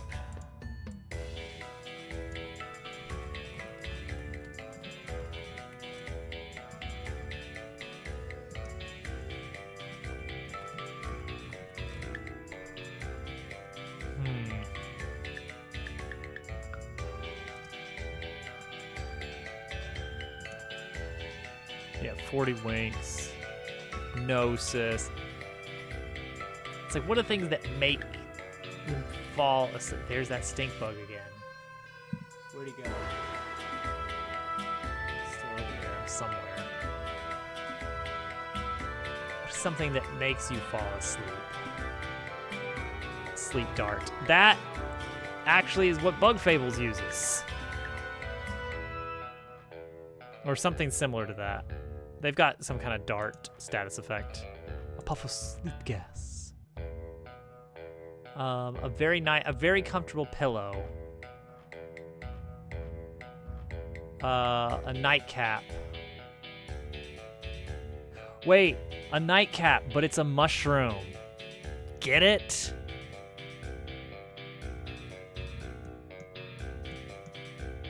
Because you see,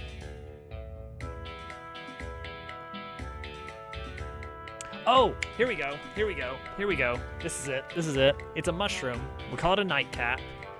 It is something you can use on yourself for healing, but it's risky because flip of a coin, you might fall asleep. That would suck. But if you cook it, then you get some kind of weaponized sleep effect that you can use on enemies.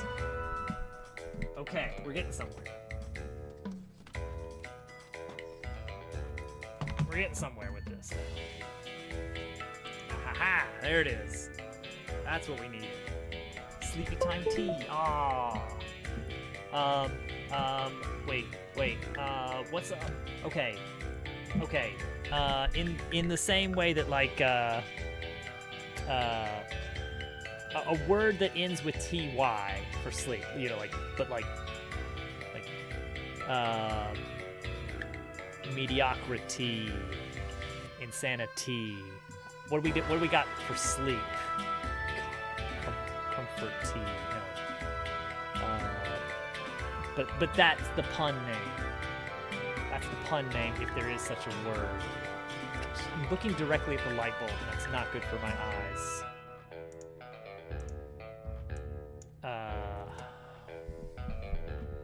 Words that... Okay, hang on. Words that end in ty. Here we go, Merriam-Webster. Ability. Oh, geez, there's a lot of them. There's a lot of them.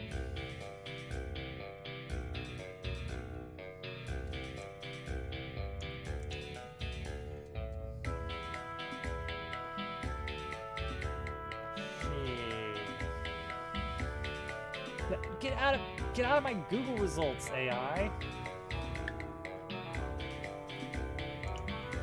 Oh, you know what? Yeah, that's great. That's great, Google AI overview. Lethargy. Yes, that is a word related to sleep that ends in TY. Thank you, lethargy. Lethargy. That's the one. That's exactly what I was looking for. Yep. Good job. Good job. Thanks, Google.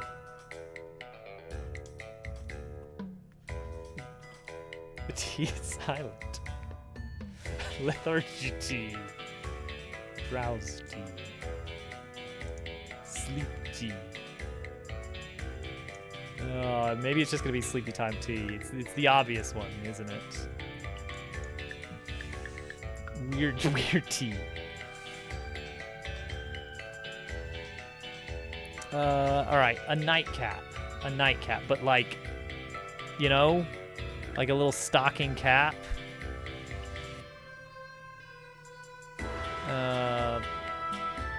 What's Kirby's little nightcap look like? Oh, here we go. Give me that Ebenezer Scrooge. Give me that Ebenezer Scrooge nightcap. Except this is like the actual hat here, but something like that, you know.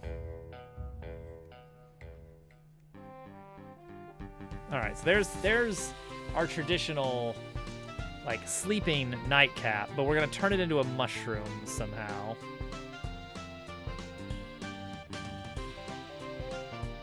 Okay, so what does that look like exactly? That's a good starter bit. Okay, so get a nice mushroom. Get a nice mushroom cap here. Does it have a little face? Does it have a little sleepy face? Is that too Mario for a mushroom to have a face?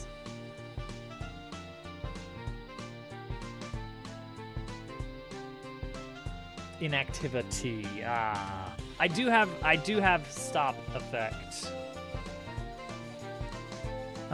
programmed in. I don't know. Does stop get a special animation? Did I do it? Reduce the animation speed for stop? Yeah, animation speed drops to 0, and you're stuck in the hurt animation. So when you hit the stop status effect, you just. Pun for sleeping, yeah, like snooze, doze, so long tea, yeah. There's something there. There's something there. I'm sitting there at the head of the boardroom. Like, come on, people, give me these sleep puns. We gotta ship this in 3 years. Oh, New Year's resolution. This is going to require quite a lot of resolve. I am going to try to finish by the end of next year. I want to be finished with chapter 5.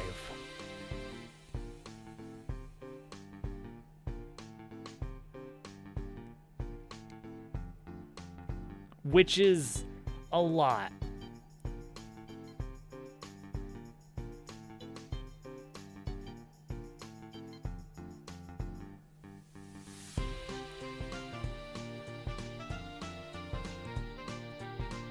Too long T. It just scales you in one axis. It's very long.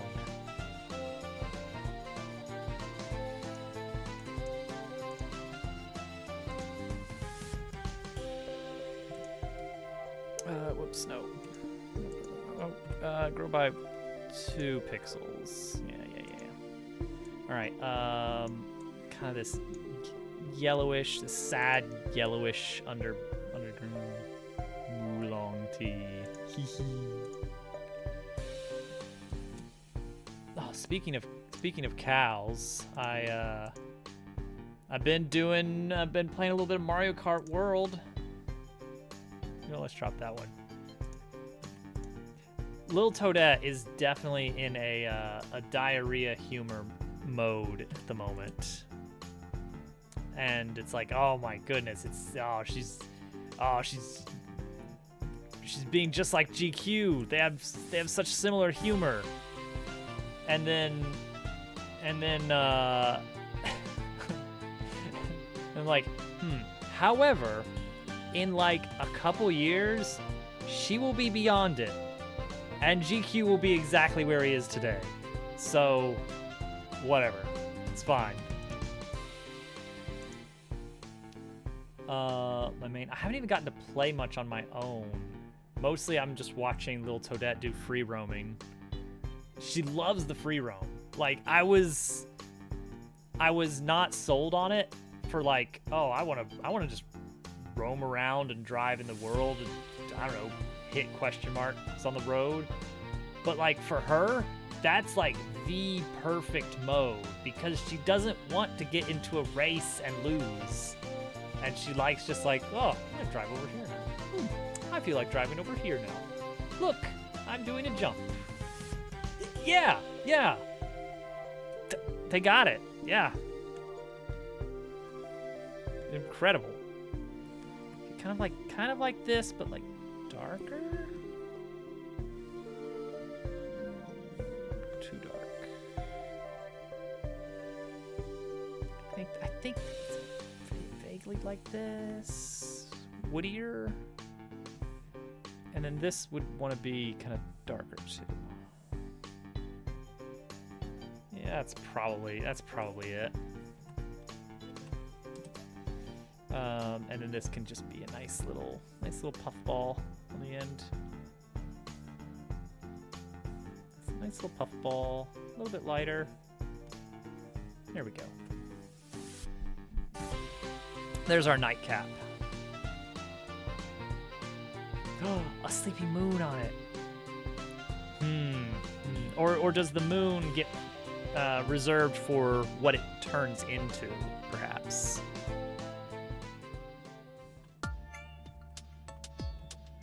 Let's get out my dry bristles.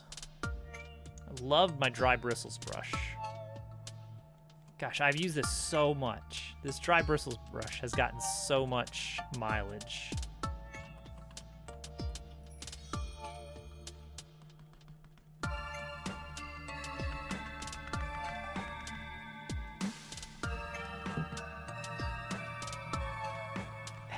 Greedy little moon boy.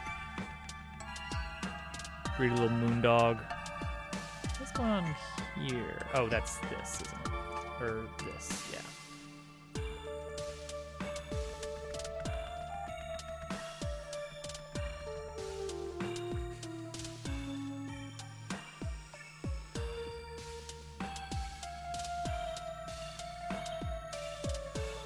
Okay.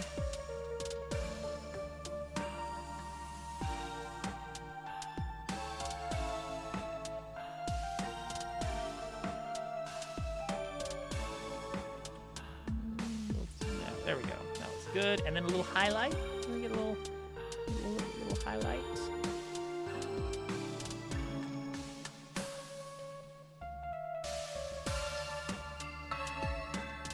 Nice and shimmery on top.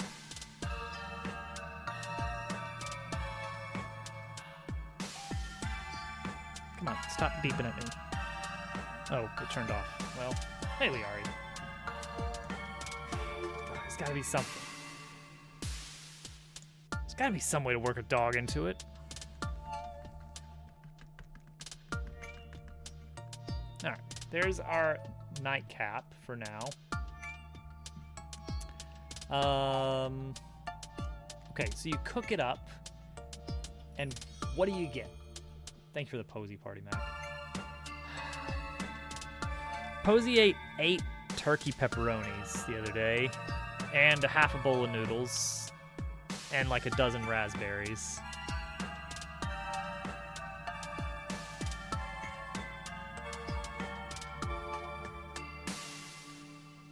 She had the best day ever. No, she's fine. She broke a bowl, so like she might have eaten some glass. It's like a ceramic thing. I don't know. I don't know what the bowl's made of. It's very sharp. Very sharp little pieces for a dog to eat. Chip, welcome in. Thank you for the raid. Oh, it's cool. I mean, I'm drawing a mushroom, so I can't be doing much better. Welcome in, everybody. We're doing a little bit of cleanup, grabbing a few missing pieces from Chapter 2 that need to be finished, like a few new items, a few new characters, that sort of thing. But for the most part, Chapter 2 is functional. There's a handful of cinematics that I still need to finish off stream, but it's pretty much done. And I've revealed my new goal, which is, this is Chapter 2 that we're polishing up. My goal is to finish Chapter 5 by this time next year, which is aggressive. Maybe not feasible, but I'm getting faster, I think, at this particular game. The engine I built on top of the engine is easier to work with than before. So, like, maybe it could be done. We're gonna see. Like, if I could have the game major feature complete in 2 years' time, and then spend just a year on cleanup and side quests and polish, that's a decent game right there. I think that's probably the schedule we're gonna approach. It's a scary one, but maybe it could happen. Right now we're trying to figure out what this mushroom becomes when you cook it.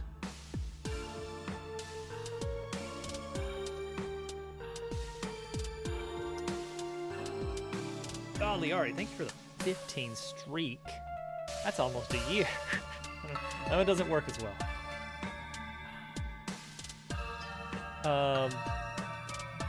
So the idea is that the mushroom will be a substantial heal of some sort. Maybe, I don't know exactly what it's going to do, but it's going to have a chance, like a 50-50 chance of inflicting a sleep effect on you. So it's like, it's good in an emergency, like it can let you hold out for just a little bit longer, but you're going to be kind of out of commission for a bit if you use it. But if you cook it, then I want it to become an item you can use against the opponent somehow.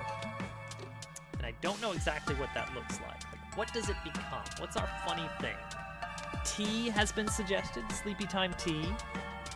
That conjures an awkward image of offering the person trying to kill you a cup of tea.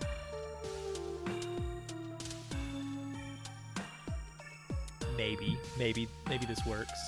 You splash the hot tea on them and they fall asleep. There we go.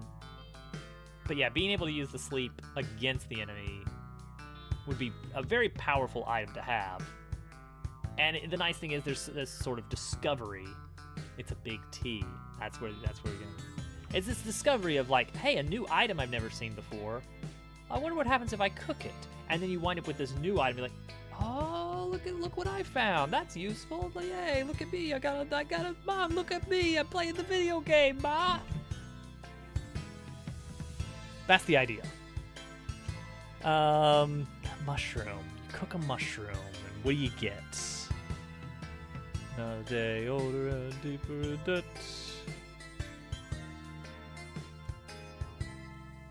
Get some like ridges here. Just very subtle.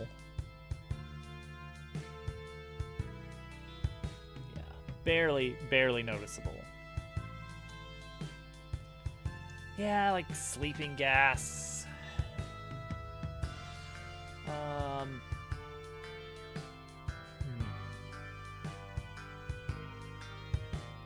Sleeping grenade. Ah, here we go. Bomb. Sleep bomb. A doze bomb. Doze sleep nap. Like the nap.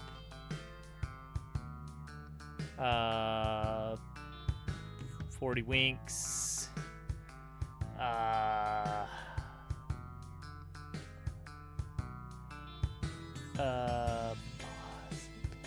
bomb. Bath bomb doesn't work. Why would I say bath bomb? That's not gonna do it. Grenade. Things that rhyme with grenade. Aid. The aid grenade, but like sleep.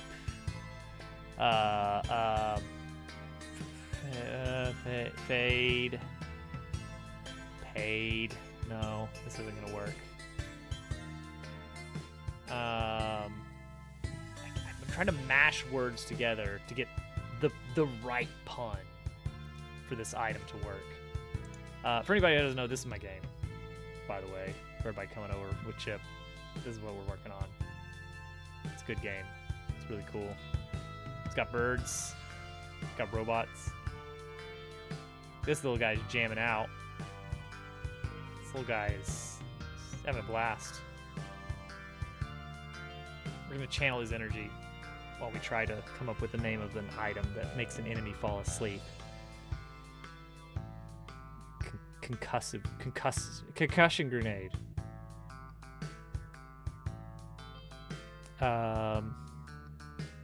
Snooze, doze, lots of Z's. Wordplay. Z's. Zzz.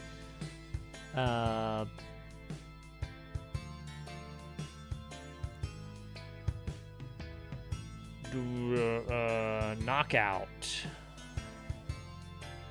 Punch out. Lights out.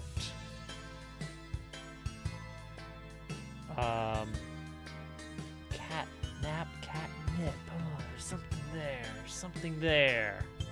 Is that anything? Is this anything? Is this anything? Drowse. Drowsing. Drowsing rod. Drowsers. Pair of drowsers.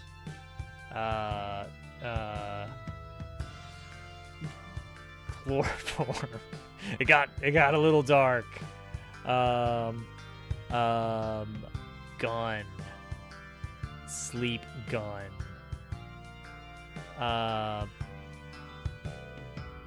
Okay, is it all it's one is it one enemy or all? It's all enemies. It's all enemies. I dare say it's all enemies. Sleep mask, teddy bear, a glass of water on the nightstand.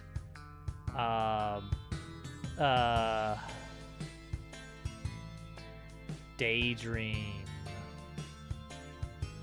Warm milk. Doze a dozen. Dime a dozen. Doze. Foes. It's the foes doze. The sheep counter 5,000.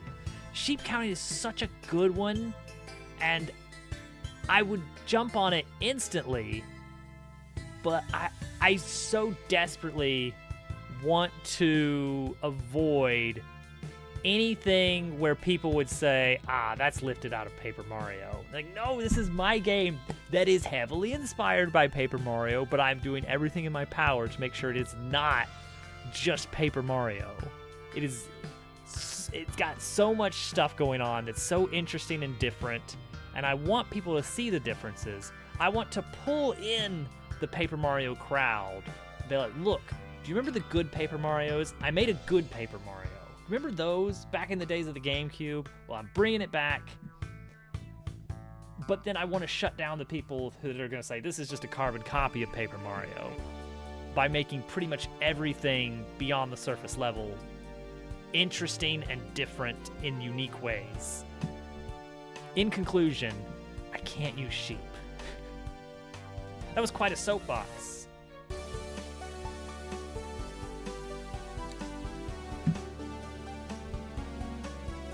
Shut-eye chop. Alright, we're getting somewhere. Shut-eye. Shut-eye. Shut-eye pie. But why is it a pie? Tea works so much better for sleep.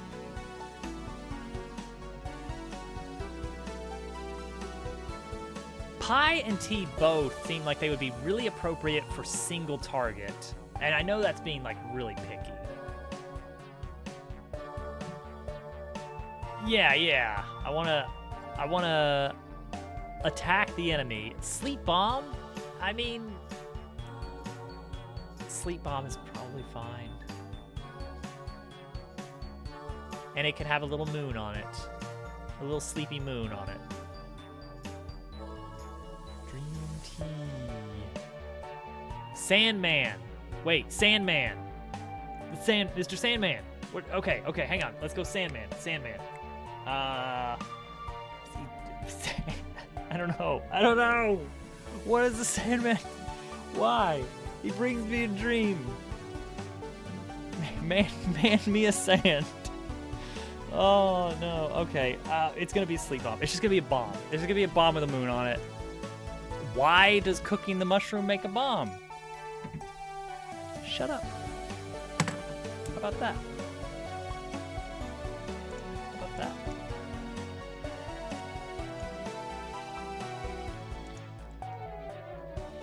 Yeah, AoE. Sandman Storm. Ooh. Pockets. It's pocket sand. It's a bag of sand. It's a bag of special sleep powder. Sandman Storm. It conjures a very violent image of like big old sand storm, but I'd rather it be like this gentle pixie dust drifting. Hourglass. There's of course the innate. Yeah, there's the innate like haste or slow or stop effects there. Gosh, you know, haste and slow are always the inverses of each other. What's the inverse of stop, though? Like a status effect where it's just always your turn? That just sounds pretty cool. Infinite actions. You just win. Pots. There you go. Perfect. That's how it works.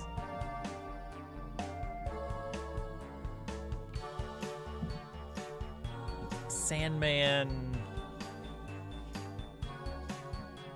It's powder, but that's just sand. That's just sand. Dust. Dream dust. Dream dust, and it's a bag of sand. We lose the Sandman allegory.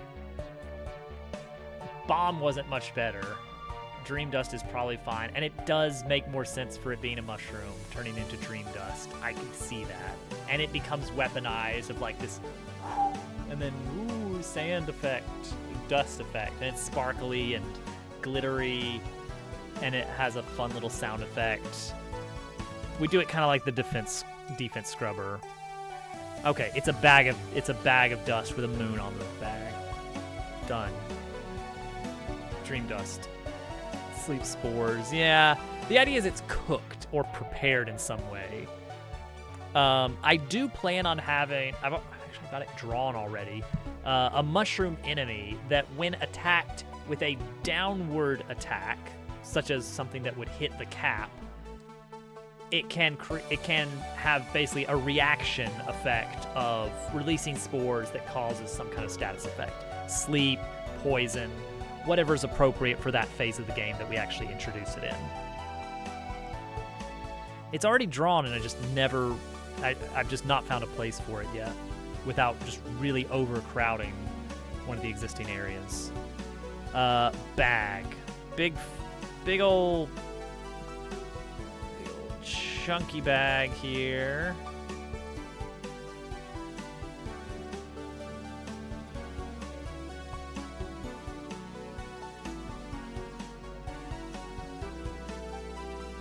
That's just garlic.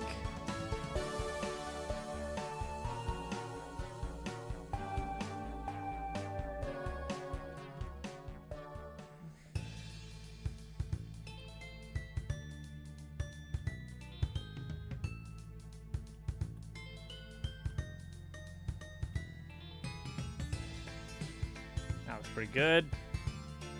And kind of a lighter.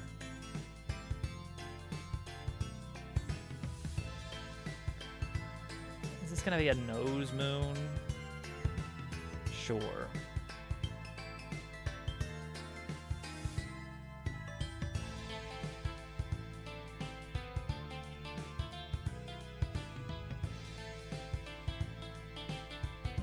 Yeah.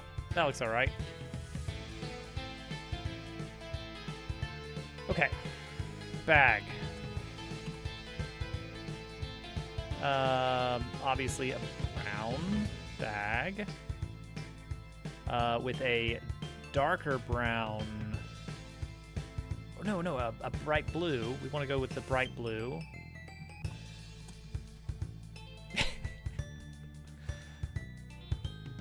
Yeah, there we go. Use the same blue as the mushroom cap to kind of mirror it, to get a little bit of a reference to the original item that we have.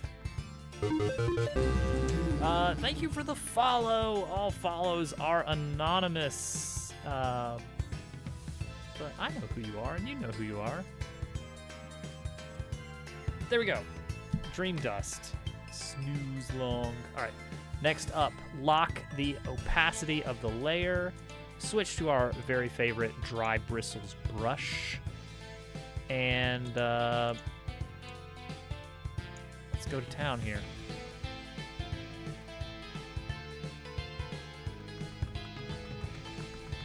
Get a little texture. Looks good. Oh, you know what? Can I still? Yeah. A little bit extra shading under the tie there, because stickler for these like 5 pixels of detail we're adding.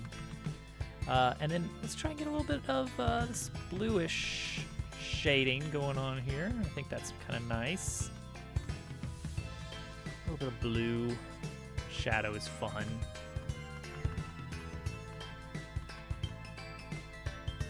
Kind of fun. All right, and now here, just add a little texture here. Too much. I feel like this needs to be like a little bit darker or something. Yeah, that's just overall. All right, I think that's decent. There we go. 2 new items in the bank. Actually, we need to actually add them to the game as well. And then I can show you guys how we're going to do our cooking system in here. Okay, so we need to actually make, in order, we need to add these 2 items to the game. We need to give them effects. Easier said than done. Cooking is actually going to be one of the easier parts of this. Get rid of this, because we're not dealing with this doofy camera stuff. All right, let's do it. Let's get to work here. I'm excited. Get excited? Item directory.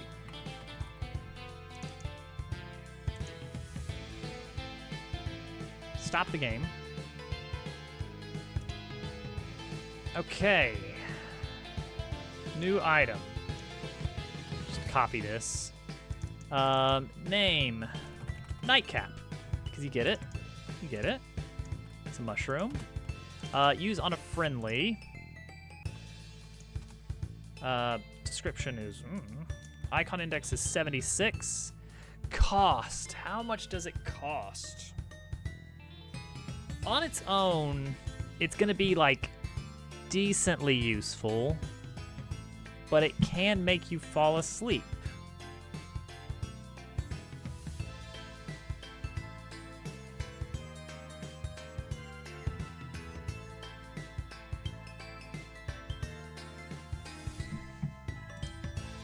Should I add in an energy effect as well? Oh my gosh, it's Mr. Coffee. Welcome in, everybody. Raiders, hello. Thank you for the raid, Mr. Coffee. How was your stream? Stack lanes. I saw you were doing Left 4 Dead 2 again yesterday, I think. My kid has not been in school, so I've not had much opportunity to watch streams as of late. But gosh, I love me some Left 4 Dead 2. Very good memories with that game. Welcome in, everyone. My name is Dobbs. I am a game developer working on a Paper Mario, specifically old Paper Mario-like. It's not like Origami King. It's not like Sticker Star. It's like Thousand Year Door, the good Paper Mario. Doobly, thank you for the pib party. Delicious. Today's task, which we're kind of making progress. We're cleaning up Chapter 2. We have much work to be done, but progress is being made. Our current goal is filling out the shop a little bit. It's gonna be like Super Paper Mario. It is not. New shop means new items, and right now I only have the one new item. So we're making a new item. It's gonna be a 2-phase item.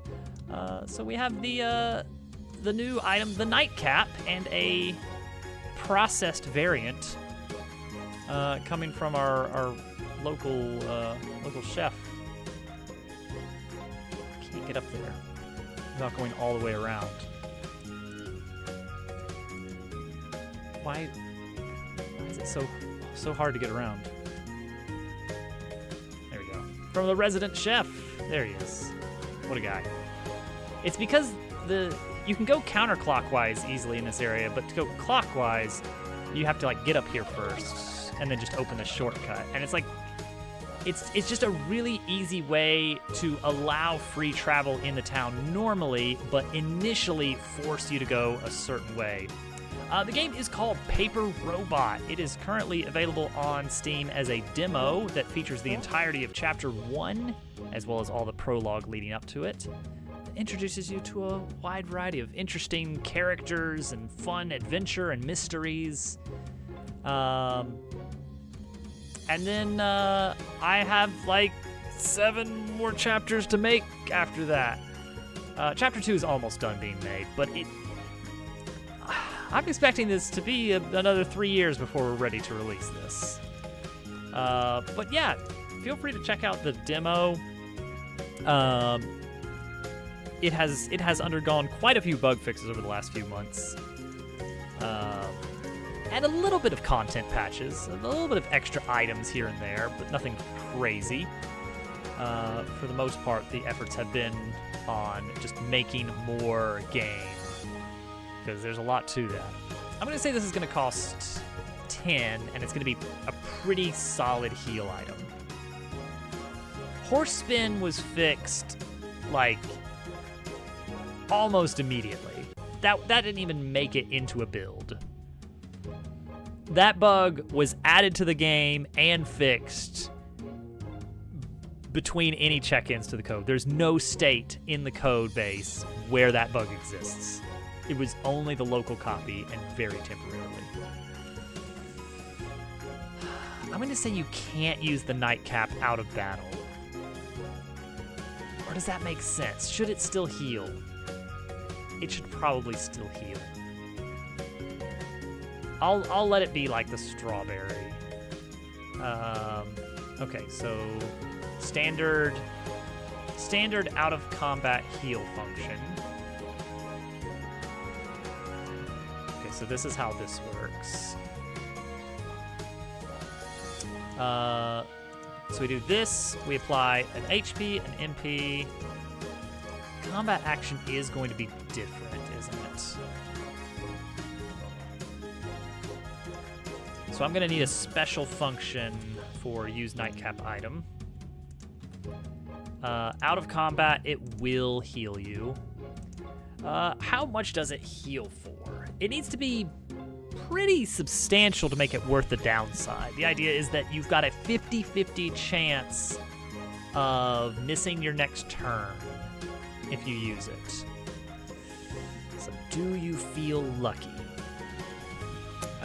We're gonna say this is going to heal for 8? That's more than a smoothie. So that can get you out of a tight spot. Lucky Bills are very fun. When they pan out. When they don't pan out, it's less fun. I'm considering modifying the coin flip logic to be more of a deck of cards kind of system, where each team has their own deck when negative status effects are affecting them. That's just static for the game. And so you start with like, I don't know, like 5 heads and 5 tails shuffled up, and then when the pool runs out, I shuffle a new 10 coins. Yep, thank you again for the raid. Get yourself some food after the stream.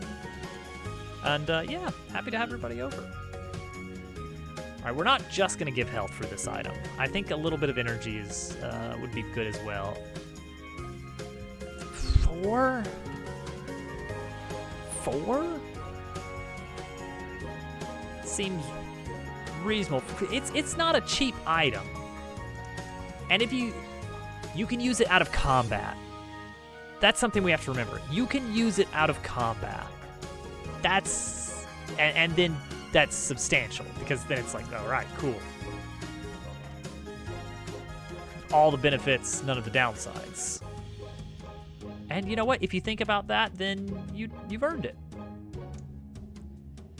How much does a strawberry heal? Is that 5, right?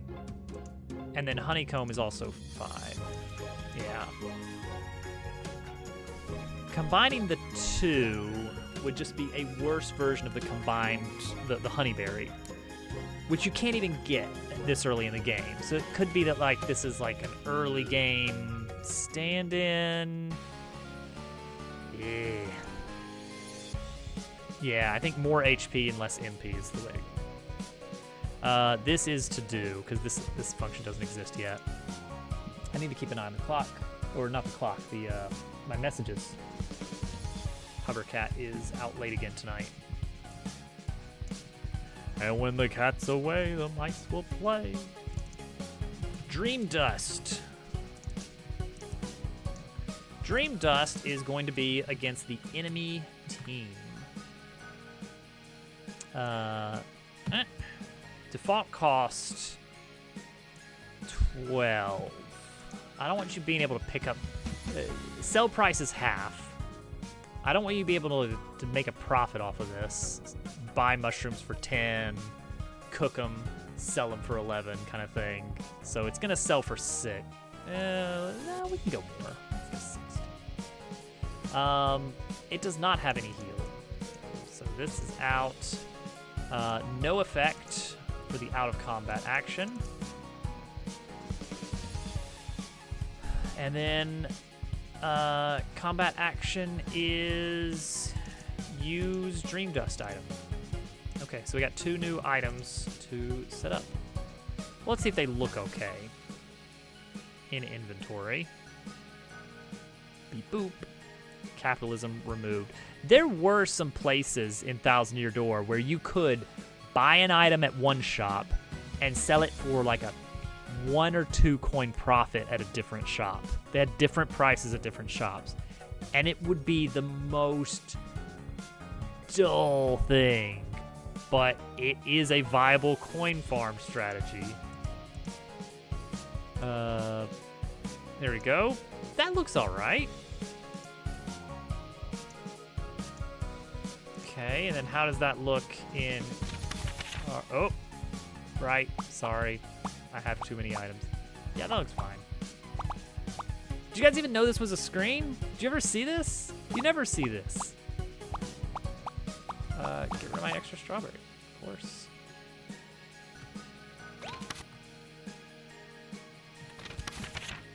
This right here, this is how they break GameCube Thousand Year Door. Tossing items, which you can only do when you acquire too many items. And then like using those items to like slowly clip through walls. Pocket overflow, pocket over. I forgot this was a feature, I'm gonna be honest. This does not come up. Okay, Nightcap. How does Here we go. Look at that. Yeah. Wait, but how does that work for... That's right. This gets replaced by the full heal amount of both HP and energy when you do that. I forgot about that. Oh my gosh. Past me did a good thing there. Okay.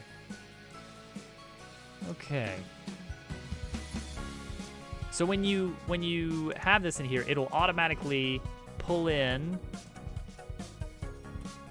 these values to say that it heals 8 health and 4 energy. Typically, yes, because that's what time me and my wife normally go downstairs and get ready for bed. So we're old people. However, tonight some of her family's in town for the holidays, and so she is hanging out with them tonight during stream time, and she'll probably stay out a little bit later than usual, but she'll send me a message when she's on her way. So as long as I kind of check my phone every 5 or 10 minutes, I should be able to know in time and get us out of here. I should probably be keeping an eye on raid targets. Like one Mr. GameCube is online, so we'll keep an eye on that.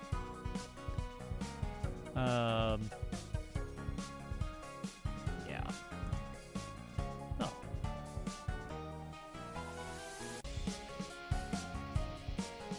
Okay.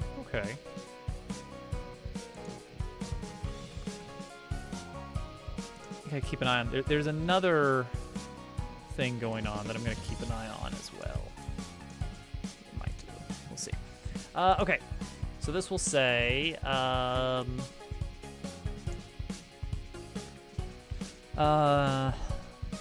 tangy, edible mushroom that heals. How does this work, though? How does this work? Restore. Oh, I have to say restores. That restores. Just for consistency. That restores X HP and Y energy, but causes drowsiness.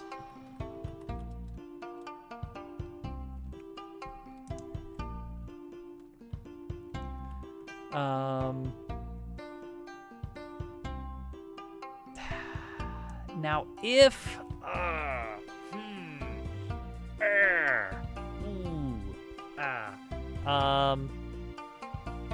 combat action. So there's a default heal function that I use all over the place. Single target heal function.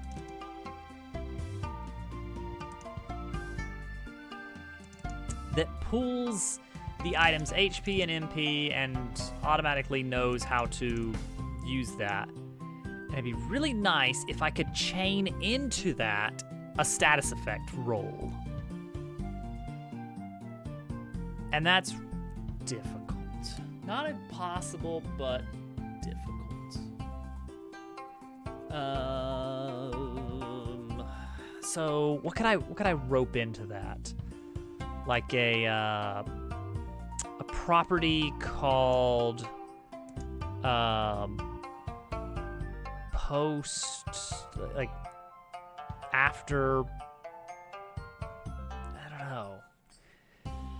It's like I want to extend the combat action and the generic heal doesn't quite cut it. I want it to be kind of wrapped into that same thing of wait until the HP and the MP is done. What is it's get target heal move, use healing item. Use healing item move is this action right here. Oh, wait, what? I have this? I already have it? Honey Candy! Honey Candy does it! We already did this!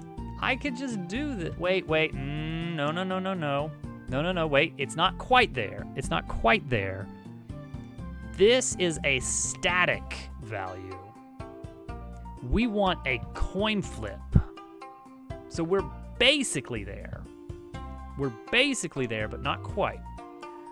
We need to add in a status effect, but then we can do it.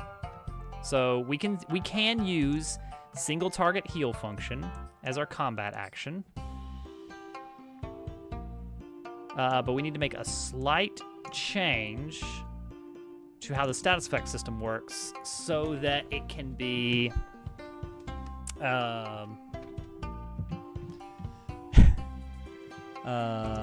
so we can do a coin flip for it. So it's going to be potency is going to be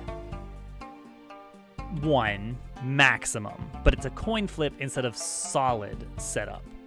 Duration 2 rounds seems appropriate. I don't know when sleep ticks. Oh yeah, screw that guy. I don't know when sleep ticks. Like, does it happen at the end of my turn? I want you to lose 2 turns if the sleep effect lands.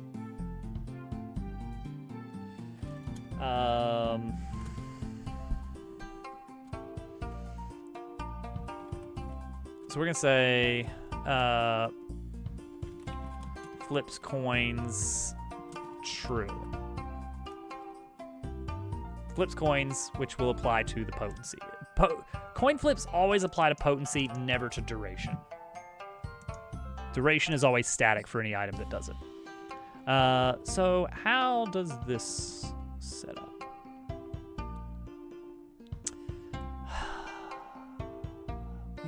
Status effects tick typically at the beginning of your team's turn.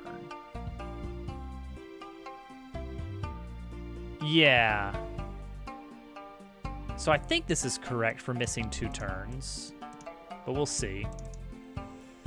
Okay, so now that we know that this is doing what I was hoping it would do, which is it does this. So typically it just does apply status effects. Flips coin equals status effect dot get flips coins default false. For each target, if we're flipping a coin, do one thing, else do the normal thing. This is the normal thing.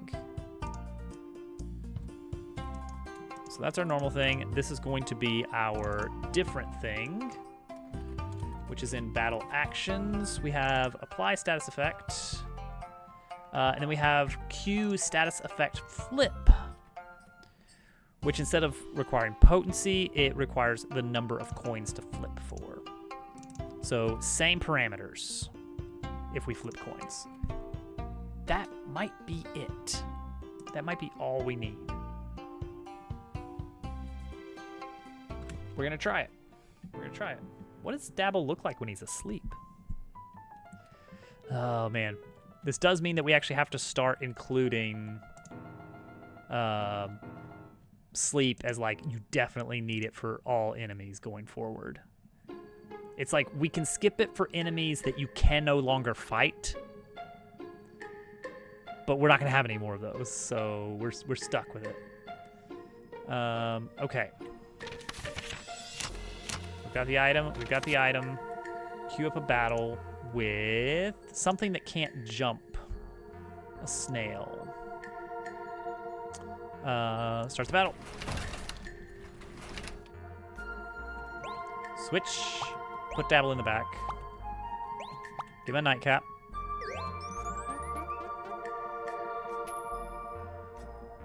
Well, didn't end up hitting it, so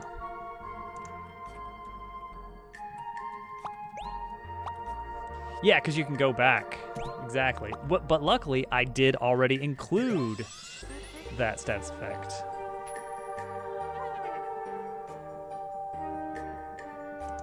All right, he's got 2. Now he should have 1. Yes. Oh, but that means he's only missing 1 turn.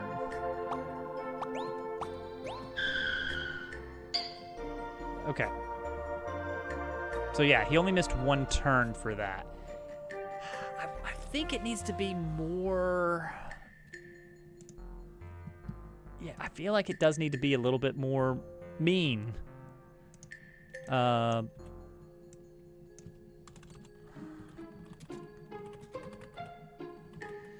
Yeah, we're gonna give him potency 3, or duration 3, potency 1. So it's a 50-50 shot.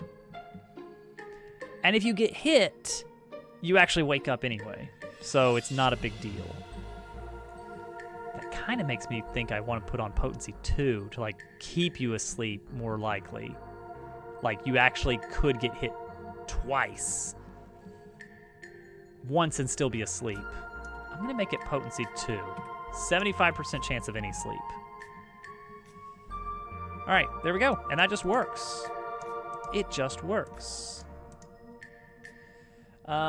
Dream Dust, however, is going to be very similar to...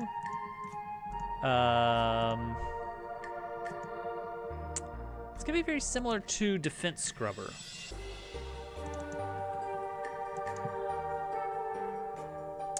Item moves. Okay, here's this. This is Defense Scrubber.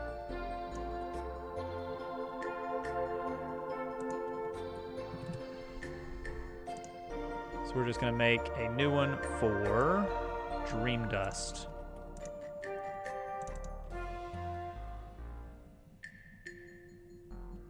All right, item Dream Dust. So hold Dream Dust above your head. Play a sound, probably not bubbles. How did you create the art style? Feels like an homage to Paper Mario with a unique twist. So most of it is hand drawn for the individual sprites, at least. It's just thick outline, and then the coloring is usually just shaded with this little dry bristle brush that lets me get this kind of fun little scratchy look on things, which I really like. The actual art for individual characters, though, is done in more of a paper doll style. And what I mean by that, so we can take a look at... Oh no, wake up. Nah, he's not gonna wake up, that's fine. What I mean by that is the pieces are just individual little sprites. Every bit of art drawn on this drawing tablet that's just off camera. So each little segment of the sprite can be rotated and moved and scaled individually. And then we flatten that out into a single 3D sprite object. And the effect is that layering doesn't get messed up when we flip things around. So you get this nice, very, very clean, rendered sprite as a result. The benefit of having everything built out as individual pieces is that for animation, let's see if I can see if... okay, that's a terrible one to show off for this. Victory animation. Because everything is individually rotating on its own, the effect is that I can slow down the animation and it's still perfectly able to interpolate every frame. So if we wanted to play these animations at, say, 120 frames per second, there's no additional animation work. The game can already find the in-between frames on its own. Now, where that usually comes into play is for things like status effects that affect the speed of a character. Like a slow effect can actually slow down the animation without making it stuttery like you would get in something like Bug Fables or Paper Mario 64. Paper Mario 64 actually used a little bit of a in-between. Some sprites used fully drawn frames where it's like the entire character is drawn out in like 2 or 3 frames, and then they just cycle between the frames. Versus characters like Bowser were actually made in slices. Like his shell is a separate sprite than his head, so that he can kind of animate this breathing system where like his shell has this secondary motion without having them to have to draw every frame of that animation. I've put a lot of thought into it because this has been a project I've been wanting to do for years. Oh, my wife is home. And yep, she sent me a message 12 minutes ago, and then I got off onto a tangent about this move. Good news, there is a stream tomorrow. She can't see you. She's in the garage. We're gonna work on this new attacking sleep move tomorrow. We'll need to make a particle effect for the dust and a sound effect. And that will basically be it. Everything else is just a matter of changing out types of effects and numbers, and we're good. Larger text. I'm gonna drop you guys off with GameCube. I think, again, we keep rating him. But yeah, we're making progress. This is good. Oh, I didn't get to show off the cooking. Cooking. It's very easy. It's a very easy system. Where's our cooking? Where's our item cooking system? Where's our smoothie? Where's our smoothie system?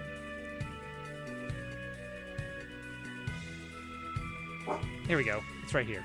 These are the recipes. Just like this. So I just say item 1 is nightcap.